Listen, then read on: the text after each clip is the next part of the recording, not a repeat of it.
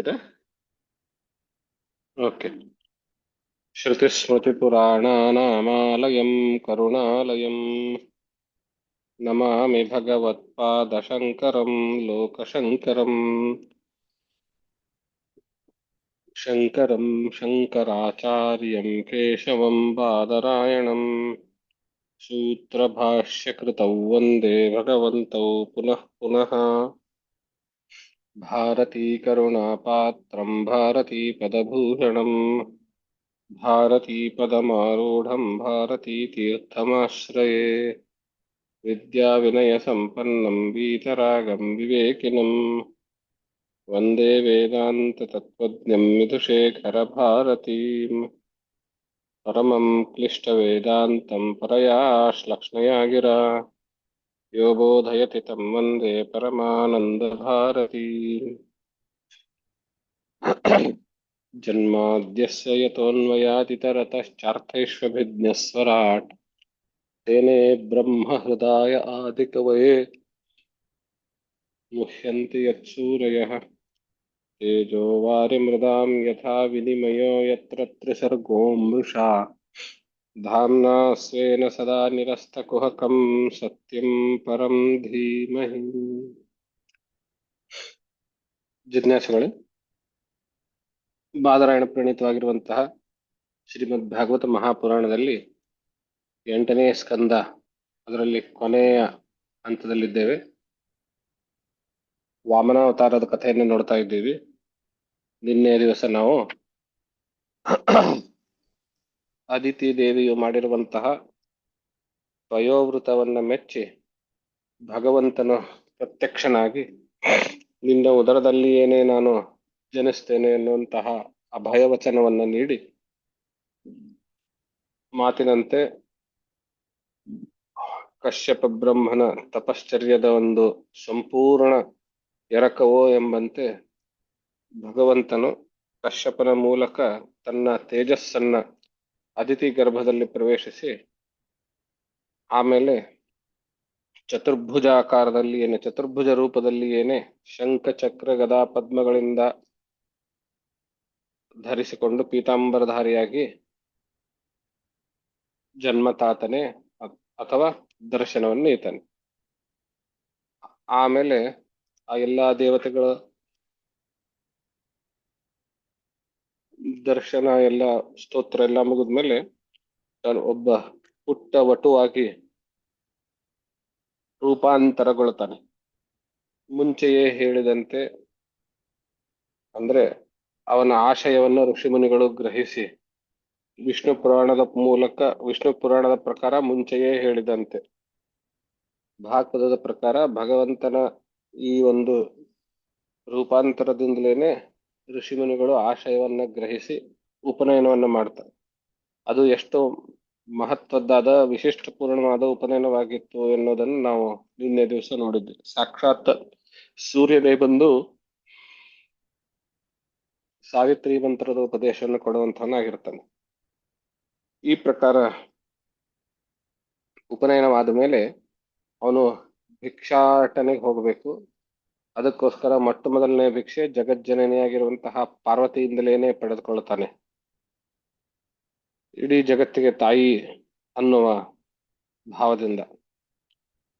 ಅಲ್ಲಿಂದ ಮುಂದೆ ನಾನು ಬಲಿ ಮಾಡ್ತಾ ಇರುವಂತಹ ಅಶ್ವಮೇಧ ಯಾಗ, ಅದಕ್ಕೆ ಆ ಯಜ್ಞಶಾಲೆಗೆ ಹೋಗ್ತೇನೆ ಅಂತ ಹೇಳಿ ಅಲ್ಲಿ ಹೋದಾಗ ಅಲ್ಲಿರುವಂತಹ ಋತುಜರೆಲ್ಲರೂ ಇವನು ಬರ್ತಾ ಇರುವಾಗ ಇವರ ತೇಜಸ್ಸನ್ನ ಗಮನಿಸಿ ಇಲ್ಲಿರುವಂತಹ ಅಗ್ನಿ ಅಲ್ಲಿಗೆ ಹೋಯ್ತೋ ಅಥವಾ ಅಲ್ಲೊಂದು ಎರಡೆರಡು ಅಗ್ನಿ ತಯಾರಾಯ್ತೋ ಎನ್ನುವಂತಹ ರೀತಿಯಲ್ಲಿ ಅವಾಕ್ಕಾಗ್ತಾರೆ.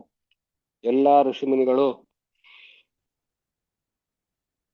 ಅಂದ್ರೆ ಆ ಯಜ್ಞಶಾಲೆಯಲ್ಲಿರುವಂತಹ ಎಲ್ಲ ಪುರೋಹಿತರು, ವೈದಿಕ ಮಂತ್ರವನ್ನ ಹೇಳುವಂತಹ ಋಷಿಮುನಿಗಳೆಲ್ಲರೂ ಆಶ್ಚರ್ಯದಿಂದ ಬೆರಗಾಗಿ ಇವರನ್ನು ನೋಡ್ತಾ ಇರುವಾಗ ಆ ಯಜ್ಞದ ಯಜಮಾನನಾಗಿರುವಂತಹ ಬಲಿಚಕ್ರವರ್ತಿ ಬಂದು ಇವರಿಗೆ ಸ್ವಾಗತವನ್ನ ಹೇಳಿ ಈ ಯಜ್ಞದಲ್ಲಿ ಸಂಕಲ್ಪದಂತೆ ಬಂದಂತಹ ಎಲ್ಲಾ ಯಾಚಕರಿಗೆ ಹಿಂತಿರುಗಿಸುವ ಪ್ರಶ್ನೆ ಇಲ್ಲ, ನಿನಗೇನ್ ಬೇಕು ಅದನ್ನು ಕೇಳ್ಕೋ ಎನ್ನುವ ರೀತಿಯಲ್ಲಿ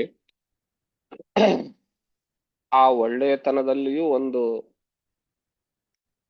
ಯಾವುದೋ ಒಂದು ಸೂಕ್ಷ್ಮ ರೂಪದಲ್ಲಿ ನಾನು ಯಾರಿಗೂ ಹಿಂದೆ ಕಳಿಸಿಯೇ ಇಲ್ಲ, ಖಾಲಿ ಕೈಯಿಂದ ಕಳಿಸಿಯೇ ಇಲ್ಲ ಎನ್ನುವಂತಹ ಅಹಂಕಾರದ ಒಂದು ಲವ ಸೇರ್ಕೊಳ್ತೇನೋ ಅನ್ನೋ ರೀತಿಯಲ್ಲಿ ಅವನ ಭಾಷೆ ಆಗಿರುತ್ತೆ.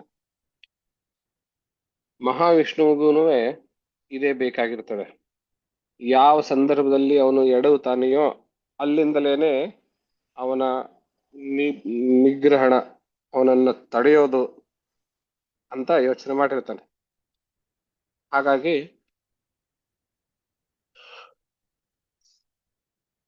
ಯದ್ಯದ್ವಟೋ ವಾಂಛಸಿ ತತ್ಪ್ರತೀಚ್ಛಮೇ ಅನ್ನುವಂತಹ ಶ್ಲೋಕದ ಮೂಲಕ, ಹೇ ವಟು, ನಿನಗೆ ಏನೇನು ಬೇಕೋ ಅದನ್ನೆಲ್ಲ ಕೇಳ್ಕೋ ಎನ್ನುವಂತಹ ಅಹಂಕಾರದ ಮಾತುಗಳನ್ನು ಹೇಳಿದಾಗ, ಮುಂದಿನ ಅಧ್ಯಾಯದಲ್ಲಿ 19ನೇ ಅಧ್ಯಾಯದಲ್ಲಿ ಭಗವಂತನು ಇದೇ ಸರಿಯಾದ ಸಮಯ ಅಥವಾ ಇದೇ ಸರಿಯಾದ ಸಂದರ್ಭ ಅನ್ನೋದು ಗಮನಿಸಿ ನಾವು ಈ ಭಗವಂತನ ಚೇಷ್ಟೆಯ ಮೂಲಕ ನಾವೊಂದು ಅರ್ಥ ಮಾಡ್ಕೊಳ್ಬೇಕು. ಸಾಧಾರಣವಾಗಿ ಅನೇಕ ಜನರಿಗೆ ಈ ಒಂದು ಚೇಷ್ಟೆ ಹುಟ್ಟಿನಿಂದಲೇನೆ ಬಂದಿರ್ತದೆ ಅಥವಾ ಕರಗತವಾಗಿರ್ತದೆ. ಬಹಳ ಜನರಿಗೆ ಈ ಒಂದು ವ್ಯಾಪಾರ ಬರೋದಿಲ್ಲ. ಏನದು ಅಂತ ಹೇಳಿದ್ರೆ, ತಮ್ಮ ಮನಸೋ ಇಚ್ಛೆ ಕೆಲಸ ಮಾಡಿಸಿಕೊಳ್ಳಲು ಎದುರುಗಡೆ ಇರುವಂತಹ ವ್ಯಕ್ತಿಗೆ ಸಂದರ್ಭೋಚಿತವಾಗಿ ಹೊಗಳೋದು. ಇದು ಒಂದು ಕಲೆ. ಬಹಳ ಜನರಿಗೆ ಇದು ಬರುತ್ತೆ, ಬಹಳ ಜನರಿಗೆ ಬರೋದಿಲ್ಲ. ಅಂದ್ರೆ ಬಹಳ ಜನರಿಗೆ ಬರೋದಿಲ್ಲ, ಕೆಲವೇ ಜನರಿಗೆ ಬರುತ್ತೆ ಈಗನೂ ಹೇಳಬಹುದು. ಅವರು ಎಂಥ ಸಂದರ್ಭದಲ್ಲಿ ತಕ್ಷಣದಲ್ಲಿ ಅಲ್ಲಿ ಸುತ್ತಮುತ್ತಲು ಎಲ್ಲ ವಾತಾವರಣ ಗ್ರಹಿಸಿ ಏನ್ ಹೇಳ್ಬೇಕೋ, ಏನ್ ಹೇಳಿದ್ರೆ ಕೆಲಸ ಆಗುತ್ತೋ ಅದನ್ನ ಕರಗತ ಮಾಡ್ಕೊಂಡಿರ್ತಾರೆ. ನಾವು ಹೇಗೆ ಇದನ್ನ ಎಕ್ಸ್ಪ್ಲೇನ್ ಮಾಡ್ತೀವಿ ಅಥವಾ ಅಂದ್ಕೊಳ್ತೀವಿ ಅಂತ ಹೇಳಿದ್ರೆ, ಅವನು ತನ್ನ ಕೆಲಸ ಸಾಧಿಸೋದಕ್ಕೆ ಸುಳ್ಳು ಪ್ರಶಂಸೆ ಮಾಡ್ದ ಅಂತ ನಾವು ಗ್ರಹಿಸ್ತೀವಿ. ವಾಸ್ತವದಲ್ಲಿ ಪ್ರಶಂಸೆ ಹೌದು, ಅದು ಸುಳ್ಳೇನಲ್ಲ. ತನ್ನ ಕೆಲಸವಾಗ್ತಾ ಇರೋದ್ರಿಂದ ಅವನು ಮಾಡಿರುವಂತಹ ಪ್ರಶಂಸೆಯ ಮೂಲಕ ಒಂದು ದೊಡ್ಡದಾಗಿರುವಂತಹ ಕೆಲಸ ಅಥವಾ ಒಂದು ವಿಶಿಷ್ಟ ಸಾಧನೆ ಆಗ್ತಾ ಇರೋದು ಅಂತಾದ್ರೆ ಪ್ರಶಂಸೆ ಮಾಡೋದಕ್ಕೆ ಯಾಕೆ ಹಿಂಜರಿಬೇಕು ಅನ್ನುವಂಥ. ಇಲ್ಲಿ ಭಗವಂತನು ತಾನು ಸ್ವತಃ ಸರ್ವಶಕ್ತನಾಗಿದ್ರೂ ಬಲಿ ಚಕ್ರವರ್ತಿಯು ಭೃಗುವಂಶದ ವೈದಿಕ ಬ್ರಾಹ್ಮಣರಿಂದ ಆಶೀರ್ವಚನದ ಅವರ ತೇಜಸ್ಸಿನ ರಕ್ಷಣೆಯಲ್ಲಿದ್ದಾನಾದ್ದರಿಂದ ಅವನನ್ನ ನಾವು ಆ ತೇಜಸ್ಸಿನ ರಕ್ಷಣೆಯಿಂದ ಹೊರತರಬೇಕು ಅಂತ ಹೇಳಿದ್ರೆ ಅದು ಪುನಃ ಒಬ್ಬ ಬ್ರಾಹ್ಮಣನ ಅವಮಾನದಿಂದಲೇನೆ ಸಾಧ್ಯ. ಹಾಗಾಗೋದಕ್ಕೆ ಆ ಬಲಿಚಕ್ರವರ್ತಿಯ ಮಾನಸಿಕ ಸ್ಥಿತಿಯನ್ನ ಅಲ್ಲಿವರೆಗೂ ತಂದು ನಿಲ್ಲಿಸೋದಕ್ಕೆ ಅವನನ್ನ ಹಾಡಿ ಹೊಗಳಿ ಅಟ್ಟಕ್ಕೇರಿಸೋದು ಅನಿವಾರ್ಯವಾಗಿತ್ತು. ಆ ಕೆಲಸವನ್ನ ಇಲ್ಲಿ ಭಗವಂತನು ಪ್ರಾರಂಭದಿಂದಲೇನೆ, ವಾಮನ ರೂಪದಲ್ಲಿರುವಂತಹ ಭಗವಂತನು ಪ್ರಾರಂಭದಲ್ಲೇನೆ ಮಾಡ್ತಾನೆ. ಎಲ್ಲಿಂದ ಅಂತ ಹೇಳಿದಾಗ, ಹೇ ಬಲಿಯೇ, ನಿನ್ನ ಮಾತಿನಿಂದ ಬಹಳ ಸಂತುಷ್ಟ ಆಯ್ತು ನನಗೆ. ನೀನು ಎಂಥ ಕುಲದಲ್ಲಿ ಹುಟ್ಟಿದ್ದೀಯ ಅಂದ್ರೆ ನಿನ್ನ ಕುಲದಲ್ಲಿರುವಂಥವ್ರು ಎಲ್ಲರೂ ಬಹಳ ಶ್ರೇಷ್ಠರು, ಕೊಟ್ಟ ಮಾತಿಗೆ ತಪ್ಪದೇ ಇರುವಂಥವ್ರು ಅಂತ ಹೇಳ್ತಾ ಹಿರಣ್ಯಕಶಿಪುವಿನಿಂದ ಪ್ರಾರಂಭ ಮಾಡ್ಕೊಂಡು ಹೇಳ್ತಾನೆ. ಹಿರಣ್ಯಾಕ್ಷ ಅವನೊಬ್ಬನೇ ಗದೆಯನ್ನು ತೆಗೆದುಕೊಂಡು ಇಡೀ ಭೂಮಂಡಲವನ್ನು ಸಂಚಾರ ಮಾಡಿ, ಇಡೀ ಚತುರ್ದಶ ಭುವನಗಳನ್ನು ಸಂಚಾರ ಮಾಡಿ ಅವನಿಗೆ ಸೋಲಿಸ್ಲಿಕ್ಕೆ ಯಾರು, ಅವನಿಂದ ಸೋಲದೇ ಇರುವವರು ಯಾರು ಉಳಿದೇ ಇಲ್ಲ ಅಂತ ಆದಾಗ, ಇಡೀ ಭುವನವನ್ನು ಅವನು ಗೆದ್ದುಕೊಂಡಾಗ, ಆವಾಗ ಮತ್ಸ್ಯಾವತಾರದಲ್ಲಿ ಬಂದಂತಹ ಭಗವಂತನು ಅವನ ಜೋಡೆ ಈಗ ಸ್ವತಃ ನೋಡಿ ಅವನು ಹೇಳ್ತಾ ಇರೋದು ತಾನೇ ಭಗವಂತನು ತನ್ನದೇ ಹಿಂದಿನ ಅವತಾರದ ಬಗ್ಗೆ ಹೇಳ್ತಾ ಇದ್ದಾನೆ. ಆದ್ರೆ ಈ ಪ್ರಸಂಗದಲ್ಲಿ ಹೇಗೆ ಹೇಳ್ಬೇಕು ಆ ಮಾತನ್ನ ಭಗವಂತ ಏನು ಹೇಳ್ತಾನೆ, ಮತ್ಸ್ಯಾವತಾರದಲ್ಲಿ ಬಂದಂತಹ ಮಹಾವಿಷ್ಣು ನಿನ್ನ ತಾತನಾದ ಹಿರಣ್ಯಾಕ್ಷನನ್ನ ಸಂಹಾರ ಮಾಡಿದ್ರೂನುವೆ ಬಹಳ ಕಷ್ಟಪಟ್ಟು ಸಂಹಾರ ಮಾಡ್ದ ಕಣಯ್ಯ. ಆಮೇಲೆ ನಿನ್ನ ತಾತನ ಪರಾಕ್ರಮವನ್ನ ನೋಡಿ ಅವನು ಗೆಲುವಿನ ಉತ್ಸಾಹ ಏನಿತ್ತಲ್ಲ ಅದ ಸಂಭ್ರಮಾಚರಣೆ ಮಾಡ್ಕೊಳ್ಳೇ ಇಲ್ಲ. ಭೇಷ್, ನನ್ನ ಎದುರಾಳಿ ಸೋತರು ಪರವಾಗಿಲ್ಲ, ಬಹಳ ಚೆನ್ನಾಗಿ ಯುದ್ಧ ಮಾಡ್ದ ಅಂತ ನಿನ್ನ ತಾತನ ಗುಣಗಾನನೇ ಮಾಡ್ತಾ ಇದ್ದ. ಅಂದ್ರೆ ಮಹಾವಿಷ್ಣುವಿನಿಂದಲೇನೆ ಗುಣಗಾನ ಮಾಡಿಸಿಕೊಂಡಂತಹ ನಿಮ್ಮ ತಾತನು ಅಂತಹ ಪರಾಕ್ರಮಿ ಅಂತ. ನಿಮ್ಮ ಕುಲದಲ್ಲಿ ಈ ಎರಡು ಗುಣಗಳು ಯಾವ್ದ್ಯಾವ್ದು, ಒಂದು ಪರಾಕ್ರಮ, ಇನ್ನೊಂದು ದಾನ, ಅದು ಬಹಳ ವಿಶೇಷವಾಗಿರುವಂತಹದ್ದು ಅಂತ ಹೇಳ್ತಾ ಹಿರಣ್ಯಾಕ್ಷ ಹಿರಣ್ಯಕಶಿಪುವಿನ ಪರಾಕ್ರಮವನ್ನು ವರ್ಣನೆ ಮಾಡಿ, ಆಮೇಲೆ ಇವನ ತಂದೆ ವಿರೋಚನ, ಪ್ರಹ್ಲಾದನ ಮಗ, ಅವನ ಬಗ್ಗೆ ಹೇಳಬೇಕಾದಾಗ ದೇವತೆಗಳು ನಿನ್ನ ತಂದೆಯ ಪರಾಕ್ರಮವನ್ನು ನೋಡಿ ಇವನಿಗೆ ಸೋಲಿಸ್ಲಿಕ್ಕೆ ಆಗೋದಿಲ್ಲ ಅಂತ ತಿಳಿದುಕೊಂಡು ಬ್ರಾಹ್ಮಣರ ವೇಷದಲ್ಲಿ ಬಂದು ನಿಮ್ಮ ತಂದೆಯ ಆಯಸ್ಸನ್ನೇ ಕೇಳಿದ್ರಲ್ಲ, ಆವಾಗ ನಿಮ್ಮ ತಂದೆ ಈ ಬ್ರಾಹ್ಮಣರನ್ನ ಹಾಗೆ ಕಳಿಸ್ಕೂಡುದು ಅನ್ನುವ ಭಾವದಿಂದ ತಮ್ಮ ಆಯಸ್ಸನ್ನೇ ಅವರಿಗೆ ದಾನ ರೂಪವಾಗಿ ಕೊಟ್ಟುಬಿಟ್ರಲ್ಲ, ಅಂತಹ ಮಹಾನ್ ಕುಲದಲ್ಲಿ ಹುಟ್ಟಿರುವಂಥವನು ನೀನು ಎನ್ನುವ ಪೀಠಿಕಾ ರೂಪದ ಶ್ಲೋಕಗಳಿಂದ ಬಲಿಯನ್ನ, ಈಗಾಗಲೇ ಅವನಿಗೆ ಅಹಂಕಾರದ ಒಂದು ಸ್ವಲ್ಪ ಮನಸ್ಸಿನಲ್ಲಿ ಹೊಕ್ಕಿತ್ತು, ಈ ರೀತಿಯ ಮಾತುಗಳಿಂದ ಅವನನ್ನ ಅಟ್ಟಕ್ಕೇರಿಸಿದ. ಯಾವ ಅಟ್ಟಕ್ಕೇರಿಸಿದ? ಅಹಂಕಾರದ ಅಟ್ಟಕ್ಕೇರಿಸಿದ.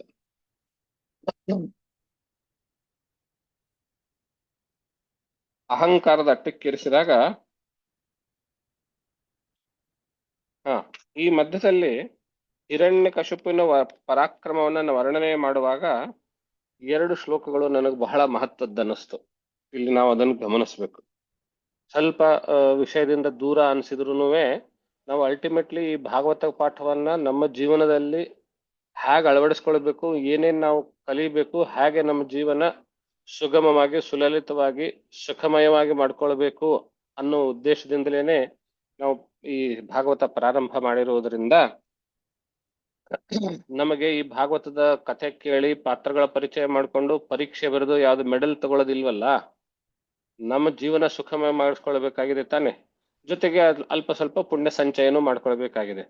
ಆದ್ರಿಂದ ನನಗೆ ಯಾವ್ಯಾವ ಶ್ಲೋಕಗಳಲ್ಲಿ ಜೀವನಕ್ಕೆ ಪಾಠ ಅಂತ ನಮಗೆ ಕಾಣಿಸುತ್ತೋ ಅಂತಹ ಶ್ಲೋಕಗಳನ್ನ ನಾನು ಮಾರ್ಕ್ ಮಾಡಿ ಹೇಳ್ತಾ ಹೇಳ್ತಾ ಹೋಗ್ತೇನೆ. ಅಂತಹ ಸಂದರ್ಭದಲ್ಲಿ ಇವಾಗ ವಾಮನ ರೂಪದಲ್ಲಿರುವಂತಹ ಭಗವಂತನು ಬಲಿಗೆ ಪ್ರಶಂಸೆ ಮಾಡ್ತಾ ಮಾಡ್ತಾ ನಿನ್ನ ಕುಲದಲ್ಲಿ ಮಹಾನ್ ಮಹಾನ್ ಪರಾಕ್ರಮಗಳು ದಾನಿಗಳು ಹುಟ್ಟಿದ್ರು, ಅಂತಹ ಕುಲದಲ್ಲಿ ನೀನು ಹುಟ್ಟಿರುವೆ ಅಂತ ಅವನನ್ನ ಹೊಗಳ್ತಾ ಇರುವಾಗ ಅವನ ತಾತನ ತಂದೆ ಮುತ್ತಾತನಾದ ಹಿರಣ್ಯ ಕಶಿಪುವಿನ ಪರಾಕ್ರಮವನ್ನ ವರ್ಣನೆ ಮಾಡ್ತಾ ಇರುವಾಗ ಎರಡು ಮಹಾ ಶ್ಲೋಕ.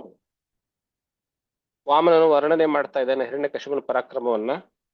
ಹಿರಣ್ಯಾಕ್ಷನ ಸಂಹಾರವಾದ ಸುದ್ದಿ ಕೇಳಿದಂತೆ ಹಿರಣ್ಯಕಶಿಪು ಆ ವಿಷ್ಣುವನ್ನ ಸಂಹಾರ ಮಾಡಿಯೇ ಬಿಡ್ತೇನೆ ಅಂತ ಹೇಳಿ ಕೋಪಾಟೋಪವಾಗಿ ಆ ವೈಕುಂಠವನ್ನ ಆಕ್ರಮಣ ಮಾಡಿ ದಾಳಿ ಮಾಡ್ಲಿಕ್ಕೆ ಹೋದಾಗ ಭಗವಂತನು ಅಲ್ಲಿಂದ ತಪ್ಪಿಸ್ಕೊಂಡಂತೆ, ಆಮೇಲೆ ಬೇರೆ ಕಡೆ ಹೋದಂತೆ, ಮತ್ತೆ ಹಿರಣ್ಯಕಶಿಪು ಅವನನ್ನು ಹುಡುಕಿಕೊಂಡು ಅಲ್ಲಿ ಹೋದಂತೆ, ಆ ಜಾಗದಿಂದ ಬೇರೆ ಕಡೆ ಹೋದಂತೆ. ಹೀಗೆ ಎಲ್ಲಾ ಕಡೆ ಹೋದ್ರು ಈ ಹಿರಣ್ಯಕಶಿಪು ಹಿಂದೆ ಬಿಡ್ತಾ ಇಲ್ವಲ್ಲ, ತನ್ನ ಬೆನ್ನಟ್ಟೋದು ಬಿಡ್ತಾ ಇಲ್ವಲ್ಲ ಅಂತ ಗ್ರಹಿಸಿ ಮಹಾವಿಷ್ಣು ಏನ್ ಮಾಡ್ದ ಅಂದ್ರೆ ಒಂದು ಯೋಚನೆ ಮಾಡಿದ್ನಂತೆ. 19ನೇ ಅಧ್ಯಾಯದ 9ನೇ ಶ್ಲೋಕದಲ್ಲಿದೆ, ಯತೋ ಯತೋಹಂ ತತ್ರಾಸೌ ಮೃತ್ಯು ಪ್ರಾಣಭೃತಾಮಿವ ಅತೋಹಮಸ್ಯ ಹೃದಯಂ ಪ್ರವೇಕ್ಷ್ಯಾಮಿ ಪರಾಗ್ದೃಶಃ. ಮಹಾವಿಷ್ಣು ಏನು ಯೋಚನೆ ಮಾಡ್ದ ಅಂದ್ರೆ, ಈ ಹಿರಣ್ಯಕಶಿಪು ಯಾವಾಗಲೂ ನಾನು ಎಲ್ಲಿ ಹೋದ್ರು ನನ್ನನ್ನು ಹುಡುಕ್ತಾ ಹುಡುಕ್ತಾ ಬೆನ್ನಟ್ಟಿ ಬರ್ತಾ ಇದ್ದಾನೆ, ಆದ್ರೆ ಅವನು ನನ್ನನ್ನ ಹೊರಗಡೆ ಹುಡುಕ್ತಾ ಇದ್ದಾನೆ, ನಾನು ಅವನ ಒಳಗಡೆನೆ ಅವನ ಅಂತಃಕರಣವನ್ನೇ ಪ್ರವೇಶ ಮಾಡಿಬಿಡ್ತೀನಿ, ಹಾಗೂ ಅವನು ಹೊರಮುಖಿ ತಾನೆ, ನಾನು ಒಳಗಡೆ ಸೇಫ್ ಆಗಿರಬಹುದು ಅಂತ ಯೋಚನೆ ಮಾಡಿದಂತೆ. ಯಥೋ ಯಥೋ ಅಹಂ ತತ್ರಾಸೌ ಮೃತ್ಯು, ನಾನು ಎಲ್ಲೆಲ್ಲಿ ಹೋಗ್ತಾ ಇದ್ದೇನೆ ಅಲ್ಲೆಲ್ಲೆಲ್ಲಿ ಹಿಂದ್ಕೊಂಡು ಬರ್ತಾ ಇದ್ದಾನೆ ಇವನು. ಹೇಗೆ ಅಂತಂದ್ರೆ ಮೃತ್ಯು ಪ್ರಾಣಭೃತಾಮಿವ, ಮನುಷ್ಯನಿಗೆ ಈ ಮೃತ್ಯು ಹೇಗೆ ಬೆನ್ನಟ್ಟಿ ಬರುತ್ತದೆಯೋ ಹಾಗೆ. ಅಥೋ ಅಹಮ್ಮಸ್ಯ ಹೃದಯಂ ಪ್ರವೇಕ್ಷ್ಯಾಮಿ, ಆದ್ದರಿಂದ ನಾನು ಇವನ ಹೃದಯವನ್ನೇ ಪ್ರವೇಶ ಮಾಡ್ತೇನೆ. ಯಾಕೆ ಗೊತ್ತೇನು? ಪರಾಗ್ದೃಶಃ, ಅವನು ಹೊರಮುಖಿಯಾಗಿದ್ದಾನೆ, ಖಂಡಿತವಾಗಿ ನಾನು ಒಳಗಡೆ ಹುಡುಕೋದಿಲ್ಲ, ಆದ್ರಿಂದ ನಾನು ಒಳಗಡೆ ಸೇಫ್ ಆಗಿರ್ತೀನಿ. ಈ ಮಾತಿನ ಮೂಲಕ ನಮ್ಮ ಜೀವನದಲ್ಲಿ ನಮ್ಗೆಲ್ಲರೂ ನಾವು ಇದೊಂದು ದೊಡ್ಡ ಪಾಠ ತಾನೆ ನಮ್ಮ ಜೀವನದಲ್ಲಿ. ಭಗವಂತನನ್ನ ನಾವು ಆ ಹಿರಣ್ಯ ಕಶಿಪುವಿನ ತರ ಹೊರಗಡೆ ಹುಡ್ಕೊಂಡು ಹೋಗ್ತಾ ಇದ್ದೀವಿ. ಭಗವಂತ ನಮ್ಮ ಒಳಗಡೆ ಕೂತಿದ್ದಾನೆ, ನಾವು ಹುಡುಕ್ತಾ ಇಲ್ವಲ್ಲ. ಪಾಠ ಏನು? ನಾವು ಒಳಗಡೆ ಹುಡುಕಿದ್ರೆ ಭಗವಂತನನ್ನ ಕಂಡುಕೊಳ್ತೇವೆ, ಒಳಗಡೆ ಬಿಟ್ಟು ಕೇವಲ ಹೊರಗಡೆನೆ ಹುಡುಕ್ತಾ ಹೋದಾಗ ನಾವು ಹಿರಣ್ಯಕಶಿಪು ಆಗ್ತೇವೆ. ಇಂತಹ ಸಿಂಪಲ್ ಆಗಿರುವಂತಹ ಪಾಠ ಇದು. ನಾವು ಆದರೆ ಬಹಳ ಮಹತ್ವದ ಒಂದು ಅಧ್ಯಾತ್ಮ ಸಾಧನೆಗೆ ಬಹಳ ಮಹತ್ವದ ಒಂದು ದಿಕ್ಕನ್ನ ಅಥವಾ ಒಂದು ನಿರ್ಣಯವನ್ನ ಕೊಡುವಂತಹ ಶ್ಲೋಕ. ಹೀಗೆ ಅವನು ಎಲ್ಲಾ ಕಡೆ ಒಳಗಡೆ ಹುಡುಕದೆ, ಹಿರಣ್ಯಕಶಿಪು ಒಳಗಡೆ ತನ್ನ ಹೃದಯಾಂತರಾಳದಲ್ಲಿಯೇನೆ ಭಗವಂತನನ್ನ ಹುಡುಕದೆ ನೋಡದೆ ಹೊರಗಡೆನೆ ಹುಡುಕ್ತಾ ಹುಡುಕ್ತಾ ಹುಡುಕ್ತಾ ಅವನೇನ್ ನಿರ್ಣಯಕ್ಕೆ ಬರ್ತಾನೆ, ನನ್ನ ಜೊತೆ ಯುದ್ಧ ಆಡ್ಲಿಕ್ಕೆ ಆಗದೇನೆ ಹೆದರ್ಕೊಂಡು ಮನುಷ್ಯರು ಎಲ್ಲಿಗೆ ಹೋದ್ರೆ ವಾಪಸ್ ಬರೋದಿಲ್ವೋ, ಅಂದ್ರೆ ಮೃತ್ಯು ಲೋಕವನ್ನ, ಈ ವಿಷ್ಣು ಕೂಡ ಅಲ್ಲಿಗೆ ಹೋದ ಅಂತ ಗ್ರಹಿಸ್ಕೊಳ್ತಾನೆ. ಗ್ರಹಿಸ್ಕೊಂಡು ಒಂದು ಮಾತನ್ನು ಹೇಳ್ತಾನೆ, ಅದು ಬಹಳ ಮಹತ್ವದ ಮಾತು. ಹಿರಣ್ಯಕಶಿಪು ಹೇಳಿದ್ರೂನು ನಾವು ಈ ಮಾತನ್ನ ಗ್ರಹಿಸಬೇಕು. ಯಾಕೆ ಅಂದ್ರೆ ರಾಮಾಯಣದಲ್ಲೂ ಇದೇ ಮಾತು ಬರುತ್ತೆ, ಬಹಳ ಮಾರ್ಮಿಕವಾಗಿರುವಂತಹ ಮಾತು. ಒಂದೇ ನಿಮಿಷ.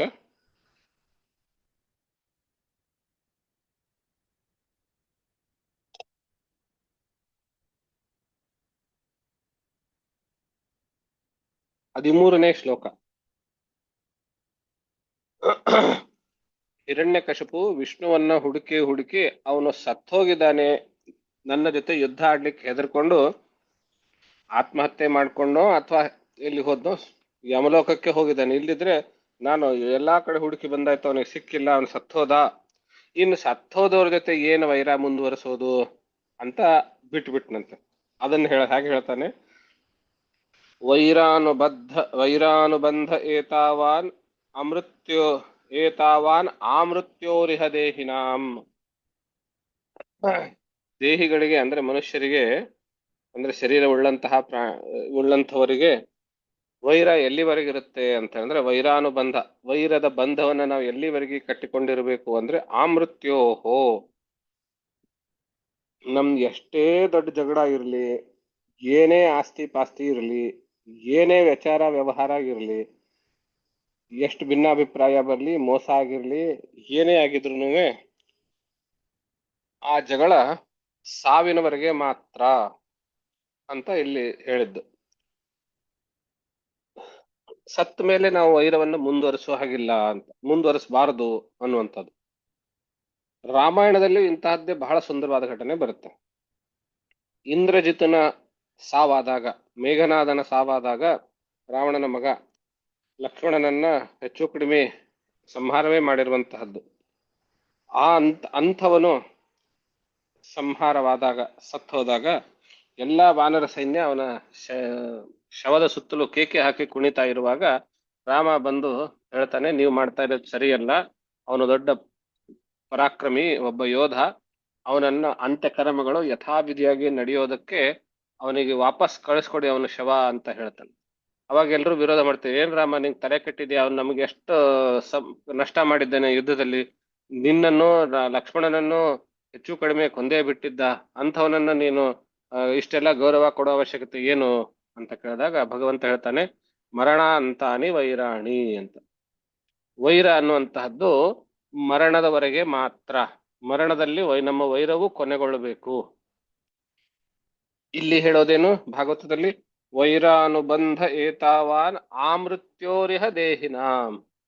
ಆಮೃತ್ಯೋಹೋ, ಮೃತ್ಯು ಬರೋವರೆಗೂ ಮಾತ್ರ ವೈರ, ಆಮೇಲೆ ಅದನ್ನೆಲ್ಲ ಬಿಟ್ಟು ಬಿಡ್ಬೇಕು ಅಂತ. ಇದು ನಮ್ಮ ಸಮಕಾಲೀನ ಸಮಾಜದಲ್ಲಿ ಬಹಳ ಅಂದ್ರೆ ಬಹಳ ಮಹತ್ವದ್ದಾಗಿ ನಾವು ಅಳವಡಿಸ್ಕೊಳ್ಬೇಕಾಗಿರುವಂತಹ ಅಂಶ ಇದು. ಯಾವ ಸಂದರ್ಭದಲ್ಲಿ ನಾನು ಹೇಳ್ತಾ ಇದ್ದೀನಿ ಅಂದ್ರೆ, ನಮಗೆ ಅನೇಕ ಫೋನ್ಗಳು ಅಥವಾ ಬರ್ತಾ ಇರ್ತಾರೆ, ಯಾರೋ ಅದ್ರ ಮರಣ ಆಗಿರ್ತದೆ, ಅವರಿಗೆ ಪಾಪ ಗಂಡು ಮಕ್ಕಳು ಅದು ಯಾರೋ ಇರೋದಿಲ್ಲ, ಅಣ್ಣ ತಮ್ಮಂದ್ರು ಇರ್ತಾರೆ, ಅಣ್ಣ ತಮ್ಮಂದ್ರ ಮಕ್ಕಳು ಇರ್ತಾರೆ, ಅವರಿಗೂ ಇವರಿಗೂ ಸಂಬಂಧ ಅಷ್ಟು ಸರಿ ಇಲ್ಲ.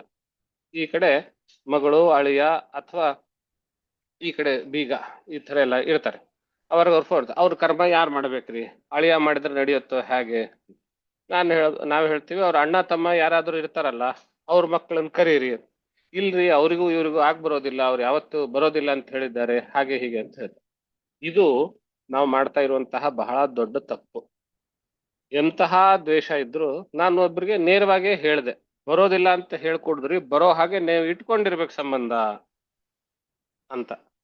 ಅವರು ಕೂಡ ಏನ್ ದ್ವೇಷ ಇದ್ರು, ಏನ್ ಆಸ್ತಿ ಪಾಸ್ತಿ ಗಲಾಟೆ ಇದ್ರೂನು ಆ ಎಲ್ಲಾ ಕೆಲಸವನ್ನು ಬಿಟ್ಟು ಕನಿಷ್ಠ ಪಕ್ಷ 12-13 ದಿವಸ, ಆಮೇಲೆ ವರ್ಷಾಂತಿಕದಲ್ಲಿ 2 ದಿವಸ, 15 ದಿವಸಕ್ಕೆ ನಾವು ನಮ್ಮ ವೈರ ಮರೆಯೋದಕ್ಕೆ ಆಗೋದಿಲ್ವೇ?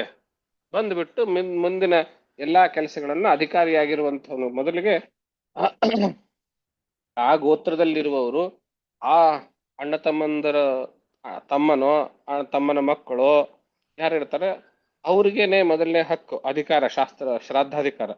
ಆದ್ರಿಂದ ನಮಗೆ ಅವ್ರು ಏನ್ ಮಾಡಿದ್ದಾರೆ, ನಾವು ಎಷ್ಟೋ ಜನ ನೋಡಿದ್ವಿ, ತಂದೆನೇ ಇರ್ತಾನೆ, ನಮಗೇನ್ ಬಿಟ್ಟು ಹೋಗಿದ್ದಾನೆ ಆಸ್ತಿ ಅಂತ ಹೇಳಿ ನಾನು ಅವ್ನ ಕರ್ಮ ಮಾಡ್ಬೇಕು ಅಂತೆಲ್ಲ ಕೇಳ್ತಾರೆ. ಇದಂತೂ ಬಹಳ ಮುಖ್ಯದ. ಆದ್ರೆ ಈ ಅಣ್ಣ ತಮ್ಮಂದ್ರ ದಾಯಾದಿಗಳ ಕಲಹಗಳಲ್ಲಿ ನಾವು ಕರ್ಮಗಳನ್ನ ಮಾಡದೇನೆ ಬಿಟ್ಟು ಹೋಗ್ತಾ ಇರೋದು ಬಹಳ ಚಿಂತನೀಯ, ಶೋಚನೀಯ ವಿಚಾರ. ಇದೇನಾಗುತ್ತೆ, ಇದರ ಫಲ ಏನಾಗುತ್ತೆ? ಅದರ ಫಲನೂ ನಾವು ಇವಾಗಲೇನೆ ಉಣ್ತಾ ಇದ್ದೀವಿ. ಏನಾಗುತ್ತೆ, ಯಾವ ಮನೆಯಲ್ಲಿ ಕರ್ಮಗಳು, ವಿಶೇಷವಾಗಿ ದೈಹಿಕ ಕರ್ಮಗಳು, ಶ್ರಾದ್ದಾದಿ ಕರ್ಮಗಳು ಸರಿಯಾಗಿ ನಡೆಯೋದಿಲ್ವೋ, ಮೊಟ್ಟ ಮೊದಲ ದುಷ್ಪರಿಣಾಮ ಅಂತಂದ್ರೆ ಆ ಕುಲದಲ್ಲಿ ಹುಟ್ಟುವ ಸ್ತ್ರೀಯರ ಮತಿ ಭ್ರಮಣೆ ಆಗುತ್ತೆ. ಯಾವಾಗ ಸ್ತ್ರೀಯರ ಮತಿ ಕಲುಷಿತವಾಯಿತೋ ಆವಾಗ ವರ್ಣ ಸಂಕರ ಅನ್ನೋದಾಗುತ್ತೆ. ಯಾವಾಗ ವರ್ಣ ಸಂಕರ ಅನ್ನೋದಾಗುತ್ತೋ ಆವಾಗ ಸಮಾಜ ಸಂಪೂರ್ಣವಾಗಿ ನಾಶವಾಗುತ್ತೆ, ಕುಲ ನಾಶ ಆಗುತ್ತೆ, ಜೊತೆಗೆ ಸಮಾಜವು ನಾಶವಾಗುತ್ತೆ. ಆದ್ರಿಂದ ಒಂದು ಶ್ರಾದ್ದಾದಿ ಕರ್ಮಗಳು, ದೈಹಿಕ ಅಂತ್ಯೇಷ್ಟಿ ಕರ್ಮಗಳು ಸರಿಯಾಗಿ ನಡೆಯದಿದ್ರೆ ನೋಡ್ತಾ, ಆದ್ರಿಂದಲೇನೆ ನಾವು ಇವಾಗ ನೋಡ್ತೇವೆ ಬ್ರಾಹ್ಮಣರ ಮನೆಯಿಂದಲೇನೆ ಅಂತರ್ಜಾತಿ ವಿವಾಹಗಳು, ಅದು ಬ್ರಾಹ್ಮಣ ಹೆಣ್ಣು ಮಕ್ಕಳೇನೆ ಅಂತರ್ಜಾತಿ ವಿವಾಹಗಳು ಹೋಗ್ತಾ ಇರೋದನ್ನ ನಾವು ಬಹಳ ಬಹಳ ಉದಾಹರಣೆ ಕೊಡ್ಬೋದು. ನಮ್ಮ ಸುತ್ತಮುತ್ತಲು ನೋಡಿದ್ರೆ 10-20 ಉದಾಹರಣೆಗಳು ತಕ್ಷಣದಲ್ಲಿ ನೆನಪಾಗ್ತವೆ. ಯಾಕೆ? 20-30 ವರ್ಷಗಳಿಂದ ನಾವು ದಾಯಾದಿ ಕಲಹಗಳನ್ನ ಮನಸ್ಸಿನಲ್ಲಿ ಇಟ್ಟುಕೊಂಡು ಕರ್ಮಗಳು ಸರಿಯಾಗಿ ಮಾಡದೇ ಇರೋದು. ಈ ಮಾತಿನಲ್ಲಿ ನನಗೆ ಅಚಲವಾದ ವಿಶ್ವಾಸ. ಶ್ರಾದ್ದಾದಿ ಕರ್ಮಗಳನ್ನು ನಾವು ಸರಿಯಾಗಿ ಮಾಡೋದಿಲ್ಲ, ದೈಹಿಕ ಅಂತ್ಯೇಷ್ಟಿ ಕರ್ಮಗಳಲ್ಲಿಯೂ ಏನೇನೋ ನೆಪ ಹೇಳ್ಕೊಂಡು ಹೇಗೋಯ್ತೋ ಹಾಗೆ ಮಾಡ್ತೀವಿ. ಅದು ನಾವು ತಿದ್ದುಕೊಳ್ಬೇಕು, ಬದಲಾಗ್ಬೇಕು. ಇರದಿದ್ರೆ ಸಂಪೂರ್ಣವಾಗಿ ಸಮಾಜ, ಬರೀ ಕುಲ ಅಷ್ಟೇ ಅಲ್ಲ, ಸಮಾಜ ಸಂಪೂರ್ಣವಾಗಿ ನಷ್ಟವಾಗಿ ಹೋಗುತ್ತೆ. ಗುರುಗಳೇ, ಒಂದ್ ಪ್ರಶ್ನೆ ಇತ್ತು ಗುರುಗಳೇ. ಹ, ಇದು ಇತ್ತೀಚೆಗೆ ನಮ್ ಸ್ವಂತ ರಿಲೇಷನ್ ಅಲ್ಲೇ ಒಬ್ರು ಒಂದು ಇದಾಯ್ತು. ಆಕ್ಚುಲಿ ಅಣ್ಣಂಗೆ ದೇವ್ರ ನಂಬಿಕೆ ಇಲ್ಲ, ಬಟ್ ಅವ್ರ ಯಾವ್ದೋ ಒಂದು ವಿಶ್ವಾಸ ಇಲ್ಲ. ತಮ್ಮಂಗೆ ದೇವ್ರ ನಂಬಿಕೆ ಇದೆ. ಅಂದ್ರೆ ಅವ್ರು ಏನಂತಾರೆ, ಅವ್ರ ನಂಬಿಕೆ ಇದ್ರೆ ನಾನ್ ಹೆಂಗ್ ಮಾಡಕ್ಕಾಗತ್ತೆ, ಇವಾಗ ಅವ್ರಿಲ್ಲ ನಾನ್ ಹೆಂಗ್ ಮಾಡಕ್ಕಾಗತ್ತೆ ಅಂತ ಕೆಲವ್ರು ಕೇಳ್ತಾರೆ. ಅದಕ್ಕೆ ಉತ್ತರ ಹಿಂಗ್ ಕೊಡ್ತೀರಾ ಗುರುಗಳೇ? ಏನಿಲ್ಲ, ನಿನ್ ಕರ್ತವ್ಯ ನೀನು ಮಾಡ್ಬೇಕು. ಶ್ರಾದ್ದಾಧಿಕಾರ ಅನ್ನೋದು ಒಂದು ಪಟ್ಟಿ ಇದೆ. ಫಸ್ಟ್ ರೈಟ್ ಇವರಿಗೆ, ಸೆಕೆಂಡ್ ರೈಟ್ ಇವರಿಗೆ, ಥರ್ಡ್ ರೈಟ್ ಇವರಿಗೆ ಅಂತ ಇದೆ. ಆ ಪಟ್ಟಿನಲ್ಲಿ ನಾವು ಫಸ್ಟ್ ಇಂದ ನೋಡ್ಕೊಂಡು ಬರ್ಬೇಕು. ನೀನ್ ಕರ್ತವ್ಯ ನೀನು ಮಾಡ್ತಾ ಹೋಗ್ಬೇಕು. ಬೇರೆ ನಿನಗೆ ಆಪ್ಷನ್ನೇ ಕೇಳಿಲ್ಲ ಯಾರು, ನಿನ್ ಒಪಿನಿಯನ್ ಕೇಳಿಲ್ಲ ಯಾರು, ಇಲ್ಲಿ ನೀನ್ ಬಂದ್ ಮಾಡ್ಬೇಕು ಅಂತ ಹೇಳ್ಬೇಕು ಅಷ್ಟೇನೆ. ಇದ್ರ ಬಗ್ಗೆ ಚರ್ಚೆನೇ ಇಲ್ಲ.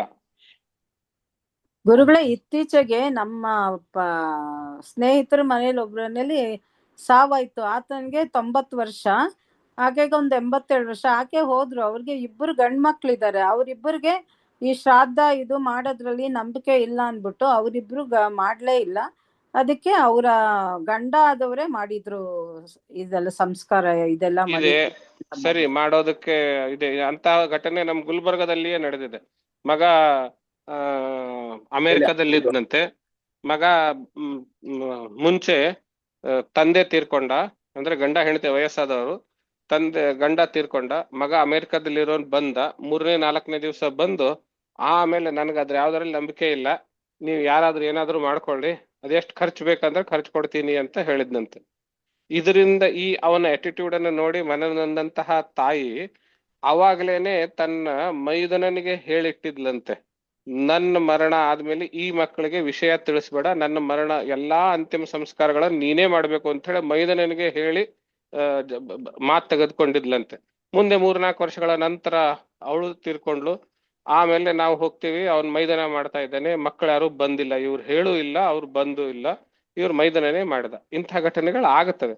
ಆದ್ರೆ ಅಧಿಕಾರ ಅನ್ನೋದೇನಿದೆ, ಶ್ರಾದ್ದಾಧಿಕಾರ ಅನ್ನೋದೇನಿದೆಯಲ್ಲ, ಆ ಪಟ್ಟಿ ಅದನ್ನ ನಾವು ಮುಂದುವರ್ಸ್ಕೊಂಡು ಅಂದ್ರೆ ಫಸ್ಟ್ ಅಧಿಕಾರ ಮಗನಿಗೆ, 2ನೇ ಅಧಿಕಾರ ಇವರಿಗೆ, 3ನೇ ಅಧಿಕಾರ ಹೀಗೆ ಅಂತೆಲ್ಲ. ಅದರಲ್ಲಿ ಮೈದನ ಇದೆ, ಮೈದನನ್ ಮಕ್ಕಳು ಇದ್ದಾರೆ, ಗಂಡ ಇದ್ದಾನೆ, ಹೀಗೆಲ್ಲ ಇರುತ್ತೆ.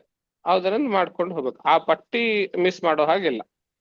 ಅಂದ್ರೆ ಮೊದಲನೇ ಅಧಿಕಾರ ಗಂಡ್ ಮಕ್ಕಳಿಗೆ ಅಲ್ವಾ ಗುರುಗಳೇ? ಹೌದು ಅಲ್ಲ, ಹೌದು. ಅವನು ಇಲ್ಲ ಅಂದ್ರೆ 2ನೇ ಅಧಿಕಾರ ಗಂಡ ಮಾಡಿದ್ನಲ್ಲ.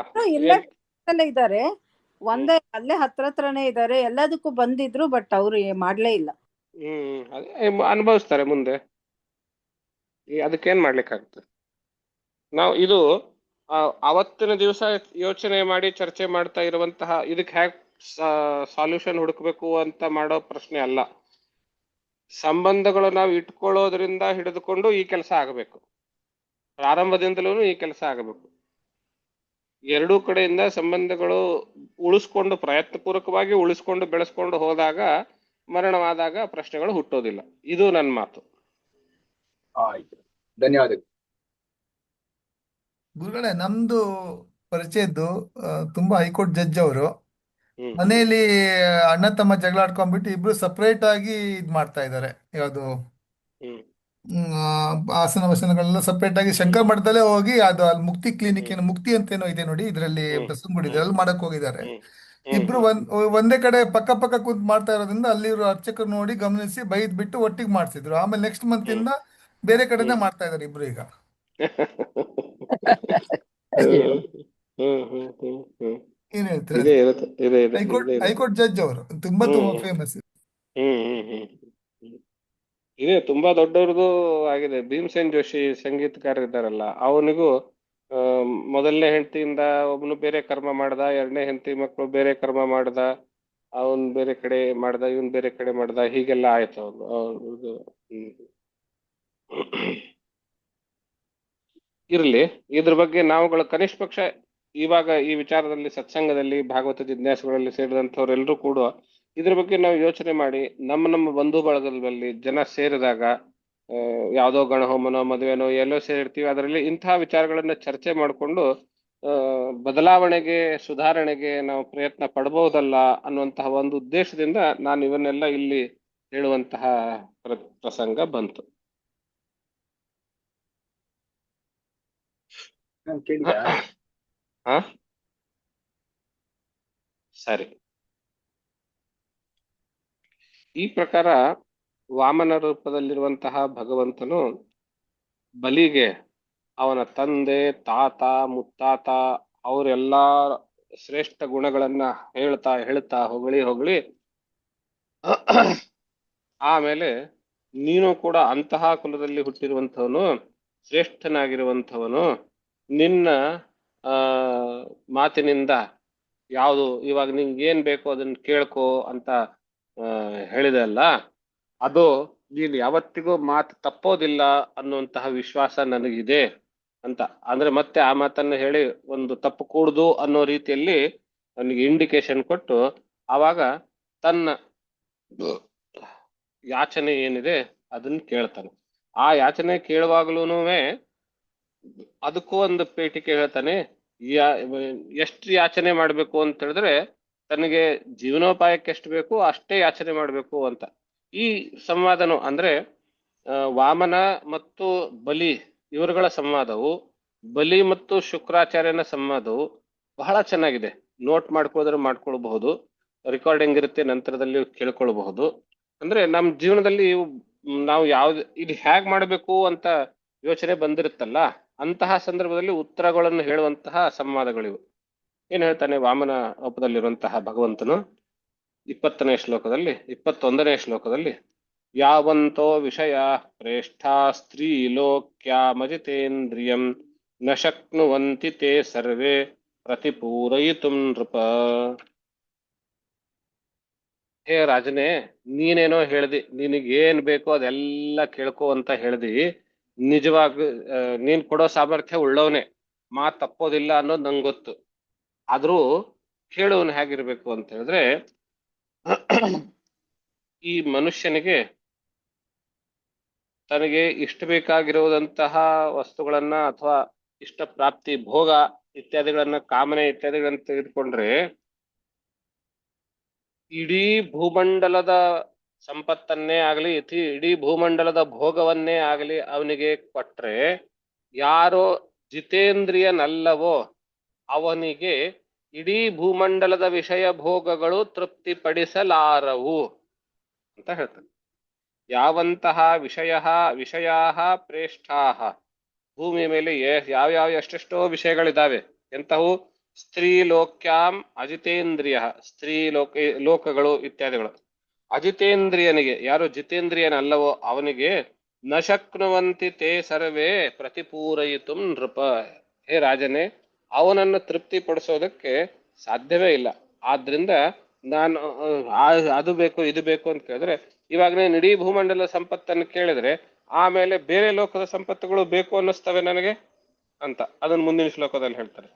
ತ್ರಿಭಿಕ್ರಮೈಸ್ತನು ತ್ರಿಭಿಕ್ರಮೈರಸಂತುಷ್ಟೋ ದ್ವಿಪೇನಾಪಿ ನ ಪೂರ್ಯತೆ ನವವರ್ಷ ಸಮೇತೇನ ಸಪ್ತದ್ವೀಪ ವರೇಚ್ಛಯ. ಅವನು ಕೇಳ್ಕೊಂಡಿರ್ತಾನೆ ವಾಮನ, ನನಗೆ ನನ್ನ ಕಾಲ ಅಳತೆಯಿಂದ 3 ಪಾದಗಳಿಡುವಷ್ಟು ಸ್ಥಾನ. ಅದು 17ನೇ ಶ್ಲೋಕದಲ್ಲಿ ಹಿಂದೆ ಹೋಯ್ತು ಅನ್ಕೊಳ್ತೀನಿ, ಇರಲಿ. ನನ್ನ ಕಾಲ ಅಳತೆಯಿಂದ 3 ಹೆಜ್ಜೆ ಇಡುವಷ್ಟು, 3 ಪಾದಗಳಿಡುವಷ್ಟು. 3 ಪಾದಗಳು ಅಂತ ಕೇಳಿದ್ರೆ ಇರೋದೇ 2 ಪಾದ ಅಲ್ರಿ, 3 ಎಲ್ಲಿಂದ ಅಂತ, ಹೀಗಲ್ಲ, 3 ಹೆಜ್ಜೆ ಅಂತ ಇಡುವಷ್ಟು ಸ್ಥಾನ ಮಾತ್ರ ನಂಗೆ ಸಾಕು. ನೀನ್ ಇಡೀ ಭೂಮಂಡಲ ಕೊಡುವಂತಹ ಸಾಮರ್ಥ್ಯ ನಿಂಗಿದ್ರೂನುವೆ ಅಜಿತೇಂದ್ರಿಯನಾಗಿದ್ರೆ ಇಡೀ ಭೂಮಂಡಲದ ಸಂಪತ್ತು ಅವನಿಗೆ ತೃಪ್ತಿ ಪಡಿಸ್ಲಿಕ್ಕೆ ಆಗೋದಿಲ್ಲ, ಒಂದು ಮಾತು. ಎರಡನೇದ್ದು, ಭೂಮಂಡಲವನ್ನು ಕೊಟ್ಟ ಮೇಲೆ ಆಮೇಲೆ ನನಗೆ ಈ ಸಪ್ತದ್ವೀಪಗಳು ಬೇಕು ಅನಿಸುತ್ತೆ. ಆ ಬಲಿ ಏನ್ ಹೇಳಿರ್ತಾನೆ, ಇಡೀ ಭೂಮಂಡಲ 3 ಲೋಕಗಳಲ್ಲಿ ನಂದನೇ ಆಧಿಪತ್ಯ ಇರೋದ್ರಿಂದ ನಿನಗೆ ಯಾವ್ದಾದ್ರೂ ಒಂದು ದ್ವೀಪ ಬೇಕಿದ್ರೆ ಕೇಳು, ಕೊಡ್ತೀನಿ ಅಂತ ಹೇಳಿರ್ತಾನೆ. 3 ಹೆಜ್ಜೆ ಯಾಕೆ ಕೇಳ್ತಿದೀಯಾ, ನೀನ್ ಪಾಪ ಚಿಕ್ಕ ಮಗು, ನಿಂಗಿನ್ನೂ ವ್ಯವಹಾರ ಅಂತ ಗೊತ್ತಿರ್ಲಿಕ್ಕಿಲ್ಲೇನೋ, ಬರೀ ಸುಮ್ಮನೆ ಅಂದಾಜ್ ಮೇಲೆ ಜಾಸ್ತಿ ಕೇಳಿದ್ರೆ ಏನ್ ಅಂದ್ಕೊಳ್ತಾರೇನೋ ಅನ್ನೋ ಒಂದು ಭಿಡೆಯಿಂದ ಸ್ವಲ್ಪ ಕೇಳಿರ್ಬಹುದೇನೋ ನೀನು ಹಾಗೇನ್ ಮಾಡ್ಬೇಡ, ಎಲ್ಲ ಇಡೀ ನನ್ನದೇ ಆಧಿಪತ್ಯ ಇದೆ, 1 ದ್ವೀಪ ಬೇಕಿದ್ರೆ ಕೊಡ್ತೀನಿ ನಿಂಗೆ ಅಂತ ಹೇಳಿರ್ತಾನೆ.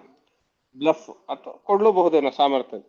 ಆದ್ರೆ ಇವನು ಹೇಳ್ತಾನೆ, ನೀನೊಂದು ದ್ವೀಪ ಕೊಟ್ಟ ಮೇಲೆ ನನಗೆ 7 ದ್ವೀಪ ಬೇಕು ಅಂತ ಅನ್ಸುತ್ತೆ ನನಗೆ. ಅಂದ್ರೆ ಯಾರೋ ಜಿತೇಂದ್ರಿಯನಲ್ಲವೋ ಅವನಿಗೆ, ಆ ವಾಮನನ ಮಾತು ನೋಡಿ ಹೇಗಿದೆ, ಜಿತೇಂದ್ರಿಯನಲ್ಲದವನಿಗೆ ಇಡೀ ಸಂಪತ್ತು ವಿಷಯಗಳು ಎಲ್ಲಾ ಸೇರಿಸಿ ಕೊಟ್ಟರು ತೃಪ್ತಿ ಪಡಿಸ್ಲಿಕ್ಕೆ ಆಗೋದಿಲ್ಲ.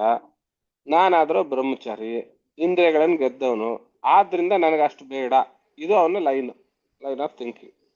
ಮತ್ತೆ ಇನ್ನೊಂದೇನು ಹೇಳ್ತಾನೆ, ಇದು ನಮ್ಮ ಮುಂದಿನ ಶ್ಲೋಕ, ನಮ್ಮ ಜೀವನದಲ್ಲಿ ನಾವು ಅಳವಡಿಸ್ಕೊಳ್ಬೇಕು ಅಂತ ನನ್ಗೆ ಅನ್ಸಿರೋ ಶ್ಲೋಕ 24ನೇದು.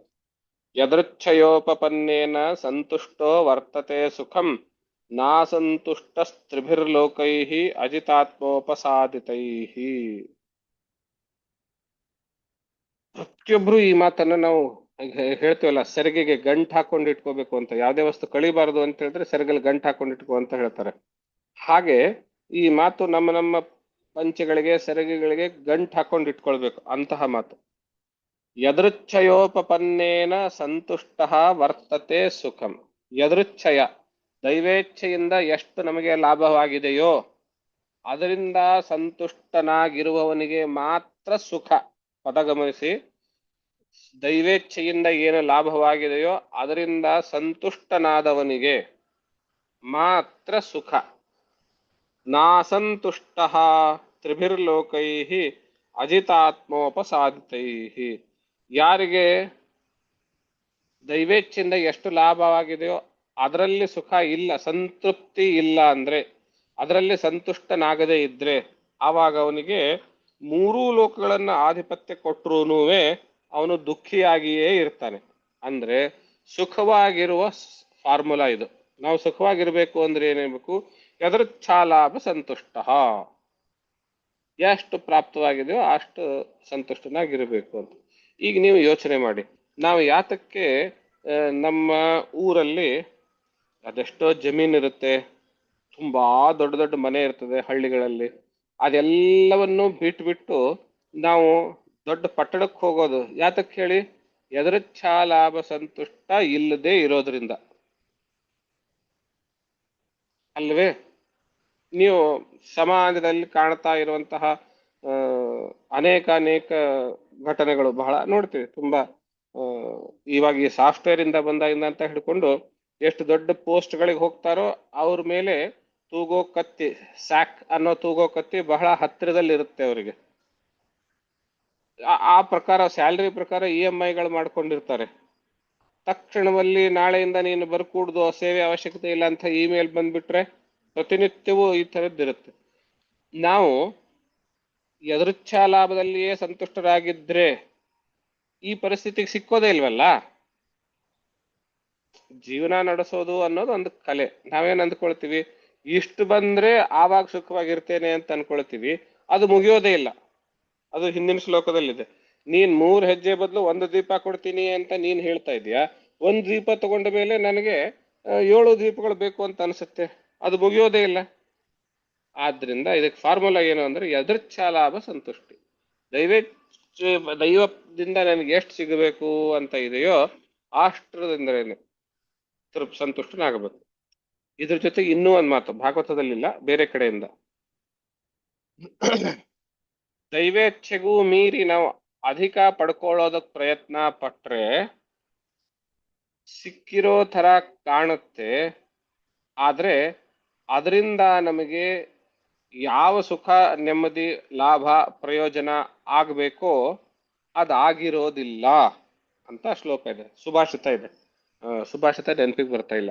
ಆ ಸಾರಾಂಶ ಎಷ್ಟು, ದೈವ ಪ್ರಯತ್ನದಿಂದ ನಮಗೆ ಎಷ್ಟು ಲಾಭ ಆಗ್ಬೇಕೋ ಆ ಲಾಭಕ್ಕೆ ಒಪ್ಪಿಕೊಳ್ಳದೇನೆ ನಾನು ವಿಶೇಷ ಹೆಚ್ಚಿನ ಕೆಲಸ ಮಾಡಿ, ಹೆಚ್ಚು ಶ್ರಮಾದಿ, ಹೆಚ್ಚು ಅಧ್ಯಯನ ಮಾಡಿ, ಏನೇನೋ ಮಾಡಿ ದುಡ್ಡುಗೋಸ್ಕರ ಅದನ್ನೆಲ್ಲ ಮಾಡಿದ್ರೆ ಹೆಚ್ಚು ಲಾಭ, ದುಡ್ಡೇನೋ ಹೆಚ್ಚಿಗೆ ಬರುತ್ತೆ, ಆದ್ರೆ ಆ ಹೆಚ್ಚಿನ ದುಡ್ಡಿನಿಂದ ಬರಬೇಕಾಗಿರುವಂತಹ ಪ್ರಯೋಜನ ಏನೋ ಸಿಕ್ಕೋದಿಲ್ಲ ಅಂತ ಹೇಳ್ತಾರೆ. ಇದ್ರ ಅರ್ಥ ನಾನು ಹ್ಯಾಕ್ ಕಂಡುಕೊಳ್ತೀನಿ ಅಂದ್ರೆ, ಒಬ್ಬ SDC ಪೋಸ್ಟ್ ಅಲ್ಲಿ ಇರುವಂತವನು 25-30 ಸಾವಿರ ಸ್ಯಾಲರಿನಲ್ಲಿ ಜಿಲ್ಲಾ ಮಟ್ಟದಲ್ಲಿಯೋ ಟೈರ್ 2 ಸಿಟಿನಲ್ಲಿಯೋ ಅಥವಾ ಹಳ್ಳಿಗಳಲ್ಲಿ ಇದ್ಕೊಂಡು, ತಾಲೂಕು ಮಟ್ಟದಲ್ಲಿ ಇದ್ಕೊಂಡು ಹೆಂಡತಿ 2-3 ಮಕ್ಕಳು ಇದನ್ನೆಲ್ಲ ಸಂಸಾರ ಎಲ್ಲ ನೋಡ್ಕೊಂಡು ಮಗಳ ಮದುವೆ ಮಾಡಿ ಮಗನಿಗೆ ಒಳ್ಳೆ ಶಿಕ್ಷಣ ಎಲ್ಲ ಕೊಟ್ಟು ಮುಪ್ಪಿನ ಹಂತದಲ್ಲಿ ಅಂದ್ರೆ ರಿಟೈರ್ಡ್ ಆಗೋ ಹಂತದಲ್ಲಿ ತನಗೆ ಅಂತ ಹೇಳಿ ಒಂದು ಸ್ವಂತ ನೆರಳಿರ್ಲಿ ಅಂತ ಹೇಳಿ ಮನೆ ಕಟ್ಕೊಂಡು ಆರಾಮಾಗಿ ಸುಖ ಜೀವನ ನಡೆಸುವಂತವ್ರು ನಮ್ಮ ಹಿಂದಿನ ತಲೆಮಾರವರು. ನಾವು ಆ ಒಂದು ಜೀವನದ ಇದೇನಿದೆ ಅಲ್ಲ ಕ್ರಮ, ಅದನ್ನ ಬಿಟ್ಟು ನಾವು ಹೆಚ್ಚಿಗೆ ಬೇಕು ಅಂತ ಹೇಳಿ ದೊಡ್ಡ ಊರಿಗೆ ಹೋದಾಗ 20-30 ಸಾವಿರ ಸ್ಯಾಲರಿಯಿಂದ ನಾವು 1 ಲಕ್ಷ, 1.5 ಲಕ್ಷ, 2 ಲಕ್ಷ ಸ್ಯಾಲರಿಯಲ್ಲಿ ಇಟ್ಕೊಂಡು ಆಮೇಲೆ ಇವಾಗ ಅಷ್ಟೇ ಜನ ಇರೋದು, ಅಷ್ಟೇ ಜನರಿಗೆ ರೇಷನ್ನು, ಅಷ್ಟೇ ಜನರಿಗೆ ಬಟ್ಟೆ, ಅದನ್ನೆಲ್ಲ ಜೊತೆಗೆ ಈ ಖರ್ಚನ್ನ ಸೇರಿಸಿದಾಗ ಉಳಿಬೇಕಾಗಿರೋದು 1,20,30 ಸಾವಿರ ಉಳಿಬೇಕಲ್ಲ. ಆದ್ರೆ ಹಾಗಾಗೋದಿಲ್ಲ. 1,50,000 ಪಡೆದ್ರೂನು 21-22 ತಾರೀಕು ನಂತರ ಹೋದಾಗ 30,000 ಸ್ಯಾಲರಿ ಪಡೆಯೋನ ಮನೆಯಲ್ಲಿ ಏನ್ ಪರಿಸ್ಥಿತಿ ಇರುತ್ತೋ ಅದೇ ಪರಿಸ್ಥಿತಿ ಅವರಲ್ಲಿ ಇರುತ್ತೆ. ನಾನು ಬಹಳ ಜನರಲ್ಲಿ ಅಡ್ಡಾಡ್ತೇನೆ, ಹೋಗಿರ್ತೇನೆ, ಇದು ನನ್ನ ಅನುಭವ ಹೀಗಿರುತ್ತೆ. ಈ ಎಲ್ಲಾ ಲೆಕ್ಕಾಚಾರಗಳು, ತಾಪತ್ರಗಳು ಅದರ ಮೂಲ ಏನು ಅಂತಂದ್ರೆ ಯದೃಚ್ಛಾ ಲಾಭ ಸಂತುಷ್ಟಿ ಅನ್ನೋದು ಇಲ್ಲದೆ ಇರೋದು. ಇದು ಬಹಳ ಮಹತ್ವ. ಅದಕ್ಕೆ ಭಗವಂತ ಹೇಳ್ತಾನೆ,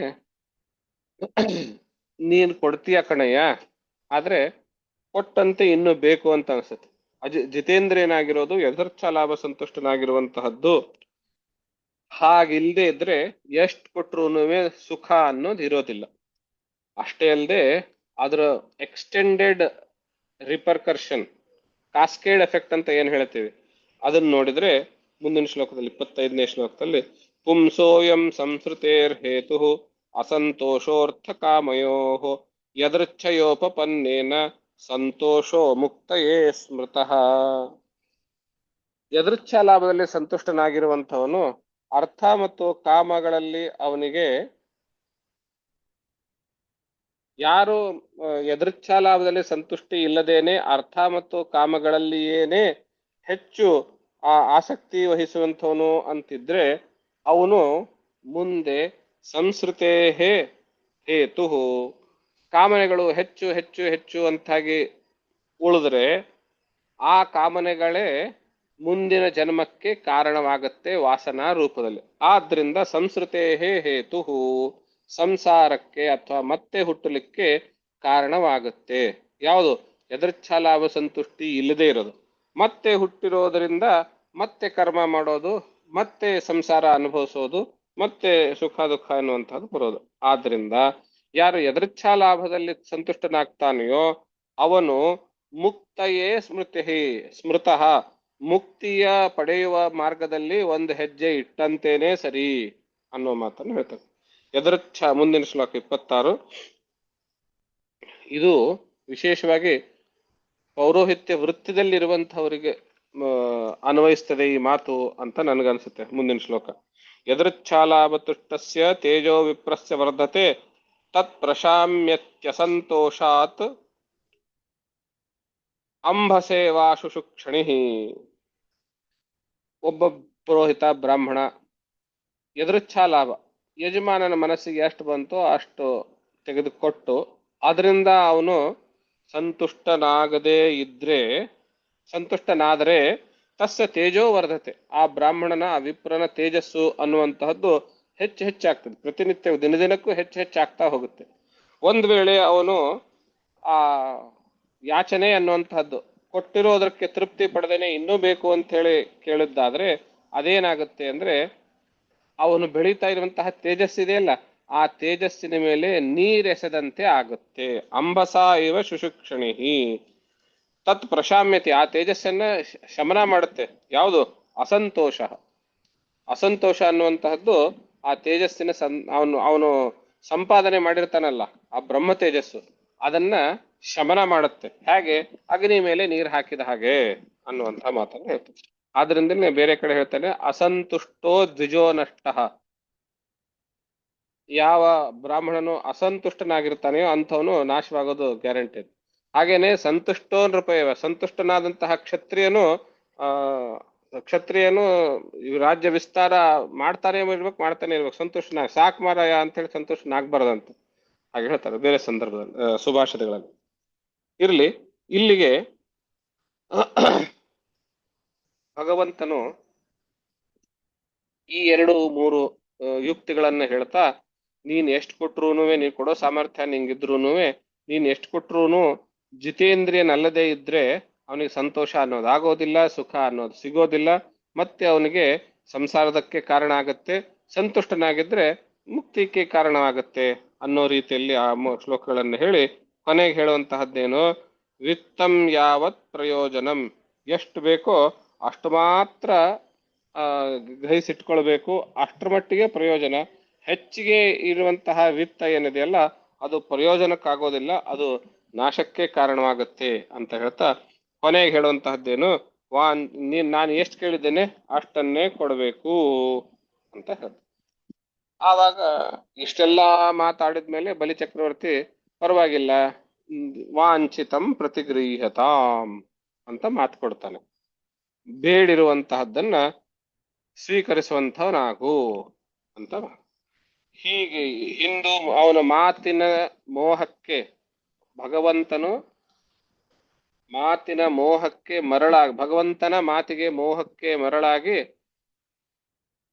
ತನ್ನ ಯಾವ ಮಂತ್ರಿಮಂಡಲ ಜೊತೆಗೆ, ತನ್ನ ಧರ್ಮಪತ್ನಿಯಾಗಿರುವಂತಹ ವಿಂಧ್ಯಾವಳಿ ಜೊತೆಗೆ, ಅಥವಾ ತನ್ನ ಗುರುಗಳಾಗಿರುವಂತಹ ಶುಕ್ರಾಚಾರ್ಯರ ಜೊತೆಗೆ ಯಾರ ಜೊತೆಗೂ ಸಮಾಲೋಚನೆ ಅನ್ನೋದು ಮಾಡದೇನೆ 3 ಹೆಜ್ಜೆ ತಾನೇ ಏನ್ ದೊಡ್ಡ ಮಾತು ಅಂತೆಲ್ಲ ಹೇಳಿಬಿಟ್ಟು ವಾಂಛಿತಂ ಪ್ರತಿಗೃಹತಾಂ ಅಂತ, ನೀನ್ ಬೇಡಿದ್ದೀಯ ಅದನ್ನ ನೀನು ಪಡ್ಕೊಳ್ತೀಯ ಅಂತ ಮಾತು ಕೊಟ್ಟು ಬಿಡ್ತಾನೆ. ಈ ಮಾತು ಹೇಳಿದ ತಕ್ಷಣ ಅವನು ಸಿಕ್ಕಾಕೊಂಡ. ತತ್ಕ್ಷಣದಲ್ಲಿ ಇವ್ರು ಬರ್ತಾರೆ ಶುಕ್ರಾಚಾರ್ಯರು ಬಂದು, ಎಂತಹ ಕೆಲಸ ಮಾಡಿದೀಯ, ಗುರುಗಳಿಗೆ ಕೇಳಿಬಿಟ್ಟು ಸಂಕಲ್ಪ ಮಾಡಬೇಕು ಅಂತ ಗೊತ್ತಾಗೋದಿಲ್ಲೇನು ಅಂತ ಹೇಳಿ ಅವನಿಗೆ ಬೈತಾರೆ. ಬೈದು ಆವಾಗ ಹೇಳ್ತಾರೆ, ಈ ವಾಮನ ಮೂರ್ತಿ ಅಂತಿದ್ದಾನಲ್ಲ, ಇವನು ಸುಮ್ಮನೆ ಸಾಧಾರಣವಾಗಿರುವಂತಹ ಒಟು ಅಂತ ಇಟ್ಕೊಂಡಿದೀಯೇನು, ಇವನೇ ವಿಷ್ಣು ಕಣಯ್ಯ, ನಿನ್ನ ತಾತ ಮುತ್ತಾತರನ್ನೆಲ್ಲರನ್ನ ಸಂಹಾರ ಮಾಡಿದಂಥವನು ಇವನೇನೆ. ನಿನಗೆ ಮೋಸದಿಂದ ಈ ರೀತಿಯಾಗಿ ಬ್ರಾಹ್ಮಣನಿಗೆ ಮಾತು ಕೊಟ್ಟು ಅದನ್ನ ನಡೆಯದೇ ಇರುವಂತಹ ಅವಮಾನ ನಿನಗೆ ಬರ್ಲಿ, ಅಲ್ಲಿಂದ ನಿನಗೆ ಈ ಬ್ರಾಹ್ಮಣರ ಶ್ರೀರಕ್ಷಣೆ ಅನ್ನೋದ ತಪ್ಪಿಸೋದಕ್ಕೆ ಅವನು ಮಾಡಿರುವಂತಹ ಕುತಂತ್ರ ಇದು. ನೀನ್ 3 ಹೆಜ್ಜೆ ಅಂತ ಹೇಳ್ತಿಲ್ಲ, ಅವನು ಇಡೀ ಜಗತ್ತೇ ಅವನ ಶರೀರ ಮಾಡ್ಕೊಂಡಿರುವಂಥವನು. ಅವನು 1 ಹೆಜ್ಜೆನಲ್ಲಿ ಇಡೀ ಭೂಮಂಡಲವನ್ನ, 2ನೇ ಹೆಜ್ಜೆಗಳಲ್ಲಿ ಸ್ವರ್ಗಾದಿ ಎಲ್ಲಾ ಲೋಕಗಳನ್ನ ಅಳೆದು ಬಿಡ್ತಾನೆ. ಆಮೇಲೆ 3ನೇ ಹೆಜ್ಜೆ ಇಡೋದಕ್ಕೆ ಜಾಗ ಸಿಗೋದಿಲ್ಲ. ಅದರಿಂದ ನಿನ್ನ ಎಲ್ಲಾ ಸಂಪತ್ತನ್ನ ಎಲ್ಲವನ್ನ ತೆಗೆದುಕೊಂಡು ಗ್ರಹಿಸಿದ್ದಲ್ಲದೇನೆ ನಿನಗಿರೋದಕ್ಕೂ ಸ್ವಂತ ಅಸ್ತಿತ್ವಕ್ಕೂ ಜಾಗ ಇಲ್ಲದೆ ಇರೋ ಹಾಗೆ ಮಾಡುವಂತಹ ಪ್ಲಾನ್ ಇದೆ ಇದು. ಆದ್ದರಿಂದ ನೀನು ಅವನಿಗೆ ಹೀಗೆ ತಕ್ಷಣದಲ್ಲಿ ಮಾತು ಕೊಡಬಾರ್ದಾಗಿತ್ತು ಅಂತ ಹೇಳ್ತಾ ಬಹಳ ಸುಂದರವಾದ ಕೆಲವು ಮಾತುಗಳನ್ನ ಹೇಳ್ತಾನೆ. ಸ್ವಲ್ಪ ಇವತ್ತೊಂದು 5 ನಿಮಿಷ 10 ನಿಮಿಷ ಹೆಚ್ಚಿಗೆ ಆದರೂ ಕೇಳಿಸ್ಕೊಳ್ಳಿ. ಮಹತ್ವದ ಶ್ಲೋಕಗಳಿದೆ, ನಮ್ಮ ಜೀವನಕ್ಕೆ ಉಪಾಯ ಬರುವಂತಹದ್ದು. 36ನೇ ಶ್ಲೋಕದಲ್ಲಿ ನತದ್ದಾನಂ ಪ್ರಶಂಸಂತಿ ಯೇನ ವೃತ್ತಿರ್ವಿಪದ್ಯತೆ ದಾನಂ ಯಜ್ಞಸ್ತಪಃ ಕರ್ಮ ಲೋಕೆ ವೃತ್ತಿಮತೋ ಯತಃ ಅಂತ. ನಿನ್ನ ವೃತ್ತಿಗೆ ಅಂದ್ರೆ ನಿನ್ನ ಜೀವನೋಪಾಯಕ್ಕೇನೆ ಸಂಚಕಾರ ತಂದು ಕೊಡುವಂತಹ ದಾನವನ್ನ ಯಾರೂ ಪ್ರಶಂಸೆ ಮಾಡೋದಿಲ್ಲ ಅಂತ. ನ ತದ್ದಾನಂ ಪ್ರಶಂಸಂತಿ ಏನ ವೃತ್ತಿರ್ ವಿಪದ್ಯತೆ, ನಿನ್ನ ಜೀವನೋಪಾಯನೇ ಸಂಚಕಾರ ಬಂದಿದೆ, ವಿಪತ್ತಿಗೆ ಸಿಕ್ಕಾಕೊಳ್ಳೋದಂತು ಅಂದ್ರೆ ಅಂತಹ ದಾನವಲ್ಲ ಅಂತ ಹೇಳ್ತಾನೆ. ಅಂದ್ರೆ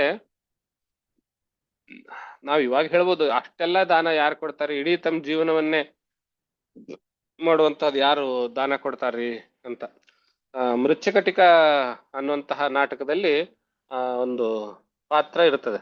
ಅವನು ನಾಯಕನ ಹೆಸರು, ಬಹಳ ಊರಿನಲ್ಲಿ ಬಹಳ ದೊಡ್ಡ ಶ್ರೀಮಂತ ಅವನು.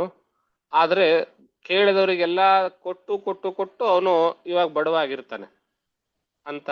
ಹೀರೋ ಅವನು ಮೃಚ್ಛಕಟಿಕಂ ಹೆಸರು, ನಾಯಕನ ಹೆಸರು ಬರ್ತಾ ಇಲ್ಲ, ಇರ್ಲಿ. ಬಹಳ ಸದ್ಗುಣನೋ ಸಚ್ಚಾರಿತ್ರನೋ ಆದ್ರೆ ದಾನಶೀಲನು, ಎಲ್ಲವನ್ನು ಕೊಟ್ಟು ಬಡವಾಗಿರ್ತಾನೆ. ಅಂತಹವರು ಇರ್ತಾರೆ. ಆದ್ರೆ ಅದು ಪ್ರಶಂಸೆಗೊಳಪಡೋದಿಲ್ಲ, ಯಾರು ಅದನ್ನು ಉತ್ತಮ ಅಂತ ಹೇಳೋದಿಲ್ಲ. ಅಂದ್ರೇನರ್ಥ, ದಾನವಾಗ್ಲಿ ಯಜ್ಞವಾಗ್ಲಿ ತಪ ಆಗ್ಲಿ ನಮ್ಮ ಜೀವನೋಪಾಯಕ್ಕೆ ಭಂಗ ಬರದಂತೆ ನೋಡ್ಕೊಳ್ಬೇಕು. ನಾವು ಅನೇಕ ಜನರು ನಮ್ಮ ಸುತ್ತಮುತ್ತಲು ಜೀವನದಲ್ಲಿ ನೋಡ್ತೀವಿ, ಏನೋ ತಲೆಯಲ್ಲಿ ನಾವು ಅದಕ್ಕೆ ಹೇಗ ಒಂದು ರೀತಿಯ ಬ್ರಹ್ಮಿಷ್ಟ ಅಂತ ಪದ ಬಳಸ್ತೇವೆ. ದೇವ್ರು ದೇವ್ರು ದೇವ್ರು ಅಂದ್ಕೊಂಡು ಕೆಲಸಕ್ಕೂ ಹೋಗೋದಿಲ್ಲ, ದುಡಿಯೋದಿಲ್ಲ, ಏನು ಮಾಡೋದಿಲ್ಲ. ಅಂಥವರಿಗೆ ಭಗವಂತ ಸುತರಾಮ್ ಮೆಚ್ಚೋದಿಲ್ಲ. ದೇವರ ಹೆಸರಲ್ಲಿ ಮೈಗಳತನ ಸಾಕ್ತಾ ಇದ್ದಾರೆ ಅಷ್ಟೇನೆ. ಅಂಥವ್ರನ್ನ ಸಮಾಜದಲ್ಲಿ ನಾವು ನೋಡಬಹುದು, ಬಹಳ ಹತ್ತಿರದಿಂದ ನೋಡಿರ್ತೇವೆ. ಅವರು ಅದು ಚಾರುದತ್ತ ಗುರುಗಳೇ, ಚಾರುದತ್ತ, ಕರೆಕ್ಟ್ ಕರೆಕ್ಟ್, ಚಾರುದತ್ತ. ಯಾವಾಗ ಕಾಲೇಜಲ್ಲಿ ಓದಿದ್ದೆ 2003. ಕರೆಕ್ಟ್.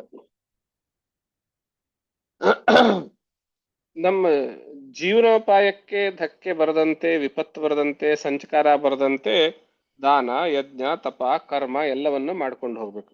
24 ಗಂಟೆನೂ ಮೂಗ್ ಹಿಡ್ಕೊಂಡು ಕೂತಿರುವಂತ ಯಾವ ಶಾಸ್ತ್ರನೂ ಹೇಳೋದಿಲ್ಲ. 24 ಗಂಟೆನೂ ನೀನು ಹೋಮ ಮಾಡ್ತಾ ಕೂತಿರು ಅಂತ ಹೇಳೋದಿಲ್ಲ.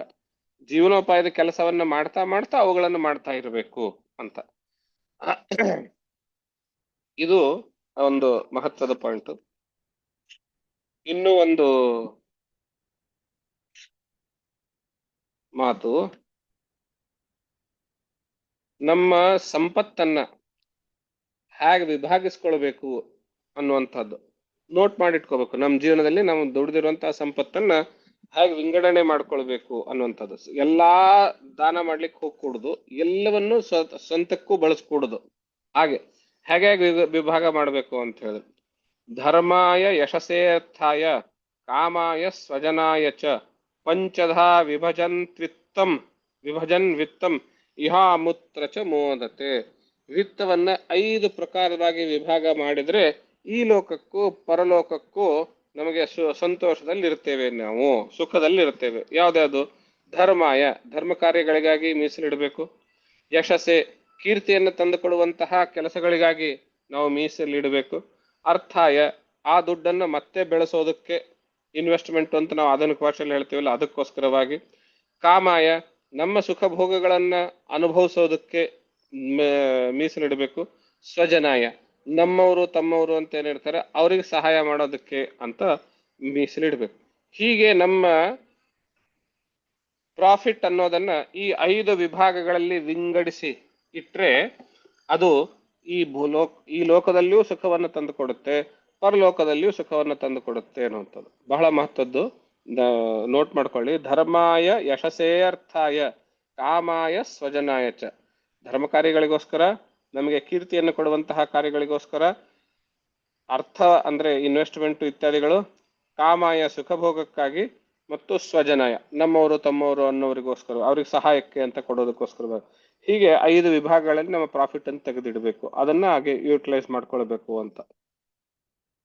ಕೊನೆಯದು ಮಹತ್ವದ ಶ್ಲೋಕ ದಾನದ ಬಗ್ಗೆ ಇರುವಂತಹದ್ದು. ಸತ್ಯಂ ಪುಷ್ಪ ಫಲಂ ವಿದ್ಯಾತ್ ಆತ್ಮವೃಕ್ಷಸ್ಯ ಗೀಯತೆ ವೃಕ್ಷೇ ಜೀವತಿ ತನ್ನ ಸ್ಯಾದ್ ಅನೃತಂ ಮೂಲಮಾತ್ಮನಃ. ಕೊಟ್ಟ ಮಾತಿನಂತೆ ನಡೆದುಕೊಳ್ಳುವುದು ಏನಿದೆಯಲ್ಲ ಅದು ಸತ್ಯ ಅಂತ ಕರೆಸ್ಕೊಳ್ತದೆ. ಕೊಟ್ಟ ಮಾತನ್ನ ತಪ್ಪೋದು ಅಂತ ಏನಿದೆಯಲ್ಲ ಅದು ಅನೃತ ಅಂತ ಕರೆಸ್ಕೊಳ್ತದೆ. ಇದನ್ನ ಒಂದು ವೃಕ್ಷಕ್ಕೆ ಹೋಲನೆ ಮಾಡಿ ಶುಕ್ರಾಚಾರ್ಯರು ಹೇಳ್ತಾರೆ ವಾಮನನಿಗೆ, ಈ ಶರೀರ ಅನ್ನುವಂತಹದ್ದು ಒಂದು ವೃಕ್ಷವಾಗಿದ್ರೆ ಸತ್ಯ ಅನ್ನುವಂತಹದ್ದು ಆ ವೃಕ್ಷಕ್ಕಿರುವ ಫಲಪುಷ್ಪಗಳು ಅಂತೆ. ಅಂದ್ರೆ ಹೇಗೆ ನುಡಿತೇನೋ ಹಾಗೆ ನಡೀತೇನೆ, ನುಡಿದಂತೆ ನಡೆ ಅನ್ನೋದೇನೆ ಸತ್ಯ. ನುಡಿದಂತೆ ನಡೀಬೇಕು ಅನ್ನೋದು ಈ ಶರೀರವೆಂಬ ವೃಕ್ಷದ ಫಲಪುಷ್ಪಗಳು ಅಂತ. ಆದ್ರೆ ಕೆಲವೊಂದು ಬಾರಿ ನ ಅಂತಲೂ ಹೇಳೋದಿದೆ. ನುಡಿತೇನೆ ಆಮೇಲೆ ಅದರಂತೆ ನಡೀಲಿಕ್ಕೆ ಆಗೋದಿಲ್ಲ, ಅದೂ ಇರುತ್ತೆ. ಅದನ್ನ ಅನೃತಂ ಅಂತ ಕರೀತಾರೆ. ಆ ಅನೃತ ಅನ್ನುವಂತಹದ್ದು ಈ ವೃಕ್ಷದ ಮೂಲಂ ಬೇರಿದ್ದಂತೆ. ಶಾಕ್ ಆಯ್ತಾ? ಭಾಗವತದಲ್ಲಿರುವಂತಹ ಮಾತು ಏನ್ ಹೇಳ್ತಾರೆ? ವೃಕ್ಷೇ ಜೀವತಿ ತನ್ನ ಸ್ಯಾದ್ ಅನೃತಂ ಮೂಲಮಾತ್ಮನಃ. ಕೆಲವೊಂದು ಬಾರಿ ನಕಾರ ಹೇಳಬೇಕಾಗುತ್ತೆ. ಎಲ್ಲವನ್ನೂ ದಾನವನ್ನ ಮಾಡೋದಕ್ಕೆ ಹೊರಟ್ರೆ ಶರೀರವೇ ಇರೋದಿಲ್ಲ. ಶರೀರ ಇಲ್ಲ ಅಂದ್ರೆ ಮುಂದಿನ ಸೀಸನ್ ನಲ್ಲಿ ಹಣ್ಣುಗಳು ಬರೋದಿಲ್ಲ. ಯಾವಾಗ ನಾವು ಸಂಪೂರ್ಣವಾಗಿ ಇವಾಗಲೇನೆ ದಾನ ಮಾಡಿದ್ರೆ ನಾವು ಮುಂದಿನ ವರ್ಷದಲ್ಲಿ, ಅದರ ಮುಂದಿನ ವರ್ಷದಲ್ಲಿ ದಾನ ಮಾಡುವ ಅವಕಾಶವನ್ನ ಕಳೆದುಕೊಳ್ಳುತ್ತೇವೆ. ಆದ್ರಿಂದ ನಾವು ಜೀವನದುದ್ದಕ್ಕೂ ಜೀವನ ಸಾಗಿಸಬೇಕಾಗಿರುವಂತಹ ಅನಿವಾರ್ಯತೆ ನಮ್ಮ ಮೇಲೆ ಇರುತ್ತೆ. ಆದ್ರಿಂದ ಜೀವನ ಸಾಗಿಸಿಕೊಳ್ಳೋದಕ್ಕೋಸ್ಕರವಾಗಿ, ಮುಂದಿನ ದಿನಗಳಿಗೋಸ್ಕರವಾಗಿ ನಾವು ಸ್ವಾರ್ಥಕ್ಕೋಸ್ಕರವಾಗಿ, ನಮಗೋಸ್ಕರವಾಗಿ ಸ್ವಲ್ಪ ಇಟ್ಕೊಳ್ಬೇಕು. ನಮಗೋಸ್ಕರ ಇಟ್ಕೊಳ್ಳೋದೇನೆ ಅನೃತ ಅಂತ ಹೇಳ್ತಾರೆ. ಸರ್ವವನ್ನು ಕೊಟ್ಬಿಡೋದು ಅನ್ನೋದು ಅಷ್ಟು ಒಳ್ಳೇದಲ್ಲ ಅನ್ನೋ ರೀತಿಯಲ್ಲಿ ಹೇಳುವಂತಹದ್ದು. ಈಗ ಅದನ್ನು ಬಹಳ ಸುಂದರವಾಗಿ ಹೇಳ್ತಾರೆ, ಗಮನಿಸಿ. ಎಲ್ಲವನ್ನು ಕೊಡ್ತೇನೆ ಅಂತ ಮಾತು ಕೊಟ್ಟು ಮಾತು ತಪ್ಪೋದೇನಿದೆಯಲ್ಲ ಅದು ಕೀರ್ತಿಯನ್ನ ಹಾಳು ಮಾಡುತ್ತೆ. ಅದೇ ರೀತಿ ಏನು ಯೋಚನೆ ಮಾಡಿದೆ ಠಕ್ ಅಂತ ಕೊಡ್ತೇನೆ ಅಂತ ಹೇಳ್ಬಿಟ್ಟು ಸರ್ವಸ್ವವನ್ನು ಕೊಟ್ಟು ಬಿಡೋದೇನಿದೆಯಲ್ಲ ಅದು ನಮ್ಮ ಜೀವನವನ್ನೇ ಹಾಳು ಮಾಡುತ್ತೆ. ಇವಾಗ ಎಲ್ಲವನ್ನು ಕೊಟ್ರೆ ನೀನ್ ಬದುಕೋದು ಹೇಗೆ? ಆವಾಗ ನೀನೇ ಯಾಚಕನಾಗಿ ಬಿಡ್ಬೇಕಾಗತ್ತೆ. ಆ ರೀತಿಯಾಗಿ ಕುಡ್ದು ನಿನ್ನ ಜೀವನ ನಡಿಬೇಕಲ್ಲ. ಆ ಕಾರಣದಿಂದ ಇದನ್ನ ಹೇಗೆ ಹೇಳ್ತಾರೆ? ದುಷ್ಕೀರ್ತಿ ಶ್ವಸನ್ಮೃತಃ. ಒಳ್ಳೆ ಕೀರ್ತಿ ಪಡ್ಕೊಳ್ಬೇಕು ಅಂತ ಹೇಳಿ ಬದುಕಿದ್ದು ಸತ್ತಂತೆ ಆಗೋದು ಅದು ಯಾವ ರೀತಿ ಒಳ್ಳೇದು ಅಂತ ಹೇಳ್ತಾ ಈ ಮಾತಿನಲ್ಲಿ ಅನೃತ ಅಂದ್ರೆ ಕೊಡ್ತೇನೆ ಅಂತ ಅವ್ರಿಗೆ ಒಟ್ಟು ಶುಕ್ರಾಚಾರ್ಯರಿಗೆ ಏನ್ ಹೇಳ್ಬೇಕಾಗಿದೆ? ನೀನ್ ಕೊಡ್ತೇನೆ ಅಂತ ಹೇಳಿ ಮಾತು ಕೊಟ್ಟಿದ್ದೀಯಲ್ಲ, ವಾಂಛಿತಂ ಪ್ರತಿಗೃಹ್ಯತಂ ಅಂತ ಮಾತು ಕೊಟ್ಟೆ ಅಲ್ಲ, ಆ ಮಾತು ಕೊಟ್ಟು ಇವಾಗ ಅವನಿಗೆ ವಾಪಸ್ ಕೊಡದೇ ಇದ್ರೆ ಏನ್ ಪಾಪ ತಗಲುತ್ತೋ ನಿನಗೆ ಅನ್ನುವ ಗೊಂದಲ ಬೇಡ. ಕೆಲವೊಂದು ಬಾರಿ ಕೆಲವೊಂದು ಸಂದರ್ಭದಲ್ಲಿ ಕೊಡ್ತೇವೆ ಅಂತ ಹೇಳಿ ಮಾತು ಕೊಟ್ರೂನುವೆ ನಮಗೋಸ್ಕರ ಸ್ವಲ್ಪ ಉಳಿಸ್ಕೊಳ್ಳಬೇಕು, ಈ ಮಾತನ್ನು ಕನ್ವಿನ್ಸ್ ಮಾಡಬೇಕಾಗಿದೆ ಅವರಿಗೆ. ಅದಕ್ಕೆ ಇಷ್ಟೆಲ್ಲ ಹೇಳ್ತಾ ಇದ್ದಾರೆ. ಅನೃತಂ ಮೂಲಮಾತ್ಮನಃ. ಕೊಟ್ಟ ಮಾತು ಇವಾಗ ನನಗೋಸ್ಕರ ಸ್ವಲ್ಪ ಉಳಿಸ್ಕೊಳ್ಳೋದು ಅಂತ ಏನಿದೆಯಲ್ಲ ಅದು ಈ ಜೀವನ ಅನ್ನುವ ಶರೀರಕ್ಕೆ ಬೇರು ಇದ್ದಂತೆ, ಶರೀರ ಎನ್ನುವ ವೃಕ್ಷಕ್ಕೆ ಬೇರು ಇದ್ದಂತೆ ನನಗೋಸ್ಕರ ಉಳಿಸ್ಕೊಳ್ಳೋದು ಅನ್ನೋದು. ಆ ಬೇರೆ ಇಲ್ಲ ಅಂದ್ರೆ ಗಿಡವೂ ಇರೋದಿಲ್ಲ, ಫಲಪುಷ್ಪಗಳು ಇರೋದಿಲ್ಲ. ನನಗೋಸ್ಕರ ನಾನು ಉಳಿಸ್ಕೊಳ್ಳದೆ ಇದ್ರೆ ನನ್ನ ಜೀವನ ಸಾಗಿಸ್ಲಿಕ್ಕೆ ಆಗೋದಿಲ್ಲ. ಜೀವನವೇ ಇಲ್ಲ ಅಂದ್ರೆ, ನಾನೇ ಇಲ್ಲ ಅಂದಮೇಲೆ ನಾನು ದಾನ ಕೊಡೋದಕ್ಕೆ ಆಗೋದಿಲ್ಲ. ಮುಂದಿನ ದಿನಗಳಲ್ಲಿ, ಮುಂದಿನ ವರ್ಷ, ಅದೇ ದಿನಗಳ ಭವಿಷ್ಯತ್ತಿನಲ್ಲಿ ನಾನು ದಾನಾದಿಗಳನ್ನು ಮುಂದುವರಿಸಬೇಕು ಅಂತಾದ್ರೆ ಇವತ್ತಿಗೆ ನನ್ನ ಹತ್ರ ಸ್ವಲ್ಪ ಅನ್ನೋದು ನಾವು ಇಟ್ಕೊಳ್ಬೇಕು ಅಂತ. ಆದ್ರಿಂದ ಎಲ್ಲವನ್ನೂ ದಾನ ಮಾಡೋದು ಅಲ್ಲ. ಈಗಾಗಲೇ ಹಿಂದಿನ ಶ್ಲೋಕದಲ್ಲಿ ಹೇಳಿದ್ದಾರೆ, ಜೀವನೋಪಾಯಕ್ಕೆ ಸಂಸ್ಕಾರ ಪಡುವಂತಹ ದಾನ ಅದು ದಾನವೇ ಅಲ್ಲ. ಯಾರು ಅದನ್ನು ಪ್ರಶಂಸೆ ಮಾಡೋದಿಲ್ಲ, ವಿದ್ವಾಂಸರು ಜ್ಞಾನಿಗಳು. ಜೀವನೋಪಾಯಕ್ಕೆ ಅನ್ನಂತ ನಾವು ಸ್ವಲ್ಪ ಇಟ್ಕೊಳ್ಬೇಕು ಅಂತ ಹೇಳಿ, ಇನ್ನು ಅದೇನ್ರಿ ನೀವು ಅನೃತ ಸುಳ್ಳು ಹೇಳಿದಾಗ ಆಗೋದಿಲ್ವೇ ಕೊಡ್ತೀನಿ ಅಂತ ಹೇಳಿದಾಗ, ಸುಳ್ಳು ಹೇಳೋದು ಕೆಲವೊಂದು ಕಡೆ ಲೀಗಲ್, ಕೆಲವೊಂದು ಕಡೆ ಪರ್ಮಿಟೆಡ್, ಕೆಲವೊಂದು ವಿಶೇಷ ಸಂದರ್ಭಗಳಲ್ಲಿ. ಅದು ಹೇಳ್ತಾರಲ್ಲ, ಸತ್ಯಂ ಬ್ರೂಯಾತ್ ಪ್ರಿಯಂ ಬ್ರೂಯಾತ್ ನ ಬ್ರೂಯಾತ್ ಸತ್ಯಮ ಪ್ರಿಯಂ ಪ್ರಿಯಂಚ ನಾನೃತಂ ಬ್ರೂಯಾತ್ ಏಷ ಸನಾತನಃ.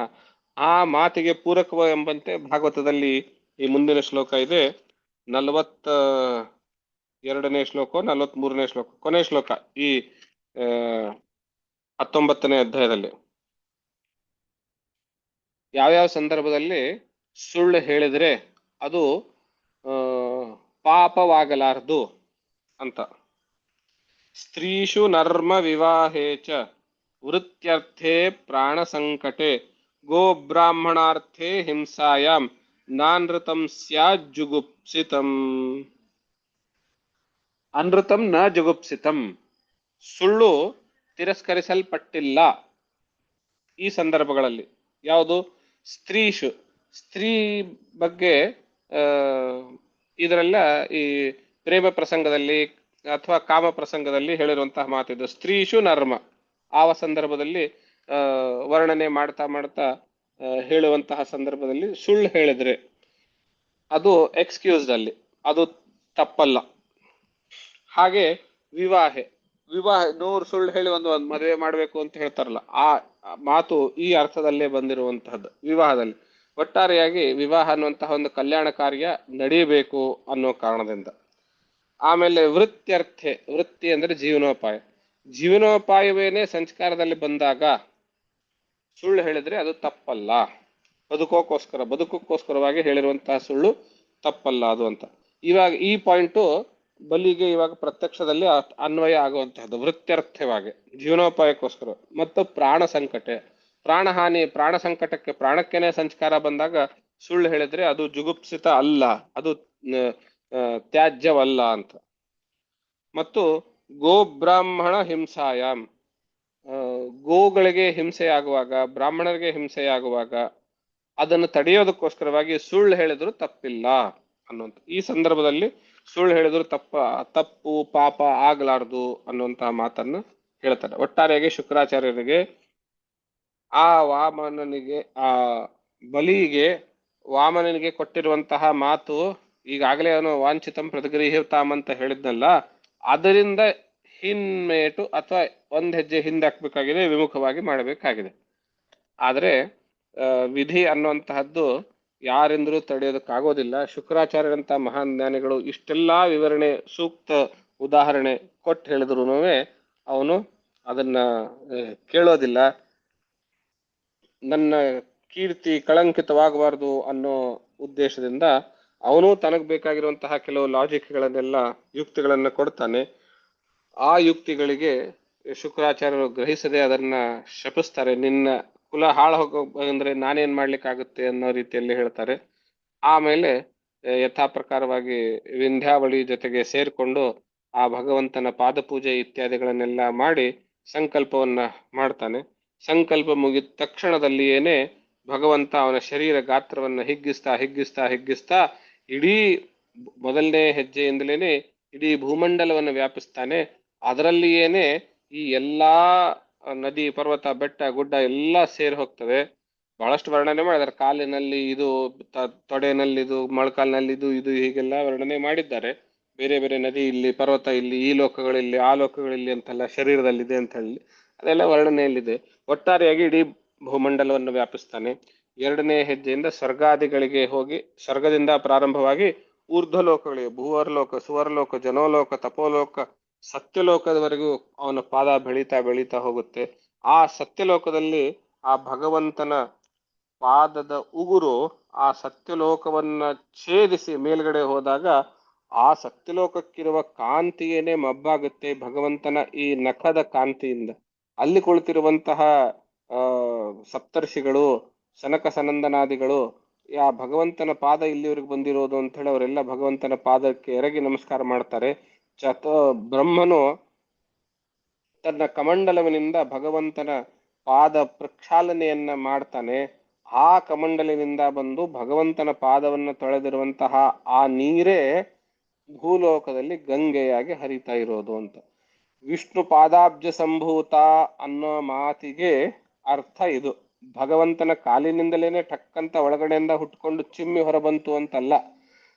ವಾಮನಾವತಾರದಲ್ಲಿ 2ನೇ ಹೆಜ್ಜೆಯನ್ನ ಬೆಳೆಸ್ತಾ ಬೆಳೆಸ್ತಾ ಹೋಗಿ ಸತ್ಯಲೋಕಕ್ಕೆ ಹೋದಾಗ ಭಗವಂತನ ಪಾದವೇ ನಮ್ಮಗಳಿಗೆ ದರ್ಶನ ಕೊಡೋದಕ್ಕೆ ಇಷ್ಟು ಮೇಲೆ ಬಂದಿದೆ ಅನ್ನೋದನ್ನು ಗಮನಿಸಿ ಚತುರ್ಮುಖ ಬ್ರಹ್ಮನು ತನ್ನ ಕಮಂಡಲದಲ್ಲಿರುವಂತಹ ನೀರನ್ನ ಬಳಸಿ ಪಾದ ಪೂಜೆಯನ್ನು ಮಾಡಿದಾಗ ಆ ಪಾದದ ಮೇಲೆ ಬಿದ್ದಿರುವಂತಹ ನೀರು ಹರಿದು ಬಂದಿದ್ದೇನೆ ಗಂಗೆ. ಮುಂದೆ ಅವಳು ಸ್ವರ್ಗದಲ್ಲಿರ್ತಾಳೆ, ಆಮೇಲೆ ಭಗೀರಥ ಪ್ರಯತ್ನದ ಮೂಲಕವಾಗಿ ಭೂಮುಲೋಕಕ್ಕೆ ಬರ್ತಾಳೆ. ಇದು ಗಂಗಾವತರಣದ ಕಥೆ. ಹೀಗೆಲ್ಲ ಇರುತ್ತೆ. ಒಟ್ಟಾರೆಯಾಗಿ ಈ ವಾಮನಾವತಾರದ ಮೂಲಕವಾಗಿ ಗಂಗೆ ಸತ್ಯಲೋಕದಿಂದ ಸ್ವರ್ಗಕ್ಕೆ ಬರೋದಕ್ಕೆ ಮೊದಲನೆಯ ಟ್ರಾನ್ಸ್ಫಾರ್ಮೇಶನ್ ಅಥವಾ ಮೊದಲನೆಯ ಡಿಸೆಂಡಿಂಗ್ ಅಂತ ಆಯ್ತು ಅನ್ನೋದನ್ನ ನಾವಿಲ್ಲಿ ಗಮನಿಸ್ಬೋದು. ಈ ಪ್ರಕಾರ 2 ಹೆಜ್ಜೆಗಳಲ್ಲಿ ಎಲ್ಲಾ ಭೂಮಂಡಲಗಳನ್ನೆಲ್ಲವನ್ನು ಲೋಕಗಳನ್ನೆಲ್ಲವನ್ನು ವ್ಯಾಪಿಸಿದಾಗ ಆವಾಗ 3ನೇ ಹೆಜ್ಜೆ ಇಡೋದಕ್ಕೆ ಜಾಗ ಯಾವುದು, ನಿನ್ನದು ಅಂತ ಯಾವುದು ಉಳಿದಿಲ್ವಲ್ಲ ಅಂತ ಕೇಳಿದಾಗ ಆ ಬಲಿ ಹೇಳ್ತಾನೆ, ನನ್ನದು ಅನ್ನುವಂತಹದ್ದು ಇವಾಗ ನನ್ನ ಶರೀರನೇ ಇದೆ, ನಾನು ಹೀಗಾದ್ರೂ ಕೊಟ್ಟು ಮಾತು ತಪ್ಪೋದಿಲ್ಲ ಅಂತ ಹೇಳ್ಬಿಟ್ಟು ಆ ಶರೀರವನ್ನೇ ತನ್ನ ಕೊಡ್ತಾನೆ. ಭಗವಂತನಿಗೆ ಅವನಿಗೆ ಗೊತ್ತು ಆ ಭಗವಂತನ 3ನೇ ಹೆಜ್ಜೆ ನನ್ನ ತಲೆ ಮೇಲೆ ಇಟ್ರೆ ನಾನು ಉಳಿಯೋದೇ ಇಲ್ಲ, ಪಾತಾಳಕ್ಕೆ ಹೋಗ್ತೀನಿ ಅನ್ನುವಂತಹದ್ದು ಗೊತ್ತು. ಆದ್ರೂ ಮಾತು ತಪ್ಪೋದಿಲ್ಲ ಅನ್ನುವ ಒಂದು ಇದಕ್ಕೆ ಗಂಟು ಬಿದ್ದು ಅವನು 3ನೇ ಹೆಜ್ಜೆಯನ್ನು ನನ್ನ ತಲೆ ಮೇಲೆ ಇಡಬಹುದು ಅಂತ ಹೇಳಿದಾಗ ಭಗವಂತ 3ನೇ ಹೆಜ್ಜೆಯನ್ನು ಅವನ ತಲೆ ಮೇಲೆ ಇಟ್ಟು ಅವನನ್ನ ಅಲ್ಲಿಂದ ಭೂಲೋಕದಿಂದ ಕೆಳಗಡೆ ಅದ್ದಿ ಕೆಳಗಡೆ ತಲುಪಿಸಿ ಸುತಲ ಲೋಕಕ್ಕೆ ಅಧಿಪತಿಯಾಗಿ ಮಾಡ್ತಾನೆ. ಯಾವ ರೀತಿ ಸ್ವರ್ಗದಲ್ಲಿ ಇಂದ್ರನು ಸುಖದಿಂದ ರಾಜ್ಯಾಡಳಿತ ಮಾಡ್ಕೊಂಡಿರ್ತಾನೆಯೋ ಹಾಗೆ ಈ ಬಲಿಗೆ ಸುತಲ ಲೋಕದಲ್ಲಿ ಇಂದ್ರನ ಥರಾನೇ ಆಡಳಿತ ಮಾಡಿಕೊಂಡು ಇರಲಿ ಅನ್ನುವಂತಹ ವರವನ್ನು ಕೊಡ್ತಾನೆ. ಇಲ್ಲಿ ಬಲಿಗೆ ಅವನ ಅತಿಯಾಗಿರುವಂತಹ ದಾನದ ಬುದ್ಧಿ ಅಥವಾ ಅಹಂಕಾರ, ದಾನದಿಂದ ಬಂದಿರುವಂತಹ ಅಹಂಕಾರ, ನಾನು ಎಲ್ಲರನ್ನು ಗೆದ್ದುಬಿಟ್ಟೆ, ಎಲ್ಲವನ್ನೂ ಗೆದ್ದುಬಿಟ್ಟೆ ಅನ್ನೋ ಅಹಂಕಾರಕ್ಕೆ ಪಾಠ ಕಲಿಸ್ಬೇಕಾಗಿತ್ತು. ಇಂದ್ರಾದಿಗಳಿಗೆ ವಾಪಸ್ ತನ್ನ ಲೋಕವನ್ನು ಕೊಡಬೇಕಾಗಿತ್ತು. ಅದಿತಿ ದೇವಿಗೆ ಕೊಟ್ಟಿರುವ ವರವನ್ನ ಈಡೇರಿಸಬೇಕಾಗಿತ್ತು. ಅದಕ್ಕೆ ಭಗವಂತ ವಾಮನಾವತಾರದ ಮೂಲಕ ಇಷ್ಟೆಲ್ಲ ಕಪಟ ನಾಟಕವನ್ನು ಆಡಬೇಕಾಗಿತ್ತು. ಆದ್ರಿಂದ ಸುಭಾಷಿತಗಾರ ಹೇಳ್ತಾನೆ, ಅತಿದಾನಾತ್ ಬಲಿರ್ಬದ್ಧ ಅತಿಮಾನಾಚ್ಚ ಸುಯೋಧನ ರಾವಣೋ ಬದ್ಧಾತಿ ಲೌಲ್ಯಾಚ್ಚ ತಸ್ಮಾದ್ ಅತಿ ಸರ್ವತ್ರ ವರ್ಜಯೇತ್. ಅತಿ ಅನ್ನೋದು ಎಲ್ಲಾ ಸಂದರ್ಭಗಳಲ್ಲಿ ನಾವು ಮಾಡಬಾರ್ದು, ಯಾವ ಸಂದರ್ಭದಲ್ಲೂ ಅತಿ ಮಾಡಬಾರ್ದು, ಲಿಮಿಟ್ ಅಲ್ಲಿ ಇರಬೇಕು ಅನ್ನುವಂಥದ್ದು ಆಶಯ. ಅತಿ ದಾನ, ಅತಿಯಾಗಿ ದಾನ ಮಾಡ್ತಾ ಮಾಡ್ತಾ ಬಲಿ ನಿಗ್ರಹಿಸಲ್ಪಟ್ಟ, ಬಂಧಿತನಾದ. ಅತಿ ಮಾನಾಚ್ಚ ಸುಯೋಧನ, ಅಭಿಮಾನ, ಭಯಂಕರ ಅಭಿಮಾನ ತಾಳ್ಬಿಟ್ಟು ಸುಯೋಧನ ಹಾಳಾದ. ರಾವಣೋ ಬದ್ಧೋ ಅತಿ ಲೌಲ್ಯಾಚ್ಚ, ಲೌಲ್ಯದಿಂದ ರಾವಣ ಅತಿಯಾದ ಲೌಲ್ಯದಿಂದ ರಾವಣ ಹಾಳಾದ. ಆದ್ರಿಂದ ಅತಿಯನ್ನು ನಾವು ಎಲ್ಲಾ ಕಡೆ ವರ್ಜನೆ ಮಾಡಬೇಕು ಅನ್ನುವಂಥದ್ದು ಸುಭಾಷಿತಕಾರನ ಆಶಯ. ಇಲ್ಲಿಗೆ ನಾವು ಭಗವಂತನ ವಾಮನಾವತಾರದ ಕಥೆಯನ್ನು ನೋಡ್ತೇವೆ. ಮುಂದೆ ಈತನೇ ಹಿಂದೆ ನಾವು ನೋಡಿದಂತೆ ಮನ್ವಂತರದಲ್ಲಿ ಇಂದ್ರನಾಗಲಿದ್ದಾನೆ. ಈ ಬಲಿಯನೇ ಮುಂದೆ ಇಂದ್ರನಾಗಲಿದ್ದಾನೆ. ಅಲ್ಲಿವರೆಗೂ ಸುತ್ತಲ ಲೋಕದಲ್ಲಿ ಆಧಿಪತ್ಯ ನೋಡ್ಕೊಂಡು ಇರ್ತಾನೆ. ಇಷ್ಟು ವಾಮನಾವತಾರದ ಕಥೆ. ಇಲ್ಲಿಗೆ 8ನೆಯ ಸ್ಕಂದವನ್ನು ನಾವು ಯಶಸ್ವಿಯಾಗಿ ಮುಗಿಸ್ತೇವೆ. ಭಗವಂತನ ಜಗದ್ಗುರುಗಳ ಕೃಪಾಶೀರ್ವಾದದಿಂದ 8ನೆಯ ಸ್ಕಂದವನ್ನು ಮುಗಿಸ್ತೇವೆ. ಮುಂದಿನ ದಿನಗಳಲ್ಲಿ 9ನೇ ಸ್ಕಂದಕ್ಕೆ ಪ್ರವೇಶ ಮಾಡೋಣ ಅಂತ ಹೇಳ್ತಾ, ಇವತ್ತು ಹೆಚ್ಚು ಸಮಯವಾದ್ರೂ ನಾವು ಶ್ರದ್ಧೆಯಿಂದ ಕುಳಿತಿರುತ್ತ ವಿಶೇಷವಾಗಿ ಭಗವಂತನ ಕೃಪೆ, ವಾಮನಾವತಾರದ ಕೃಪೆ ತಮ್ಮೆಲ್ಲರ ಮೇಲಿರಲಿ ಅಂತ ಕೇಳ್ಕೊಳ್ತಾ ಇವತ್ತಿನ ಉಪನ್ಯಾಸಕ್ಕೆ ವಿರಾಮ ನೀಡುತ್ತೇವೆ. ಓಂ ಸ್ವಸ್ತಿ. ಶುಭರಾತ್ರಿ. ಎಲ್ರಿಗೂ ನಮಸ್ಕಾರ. ಗುರುಗಳೇ ಒಂದ್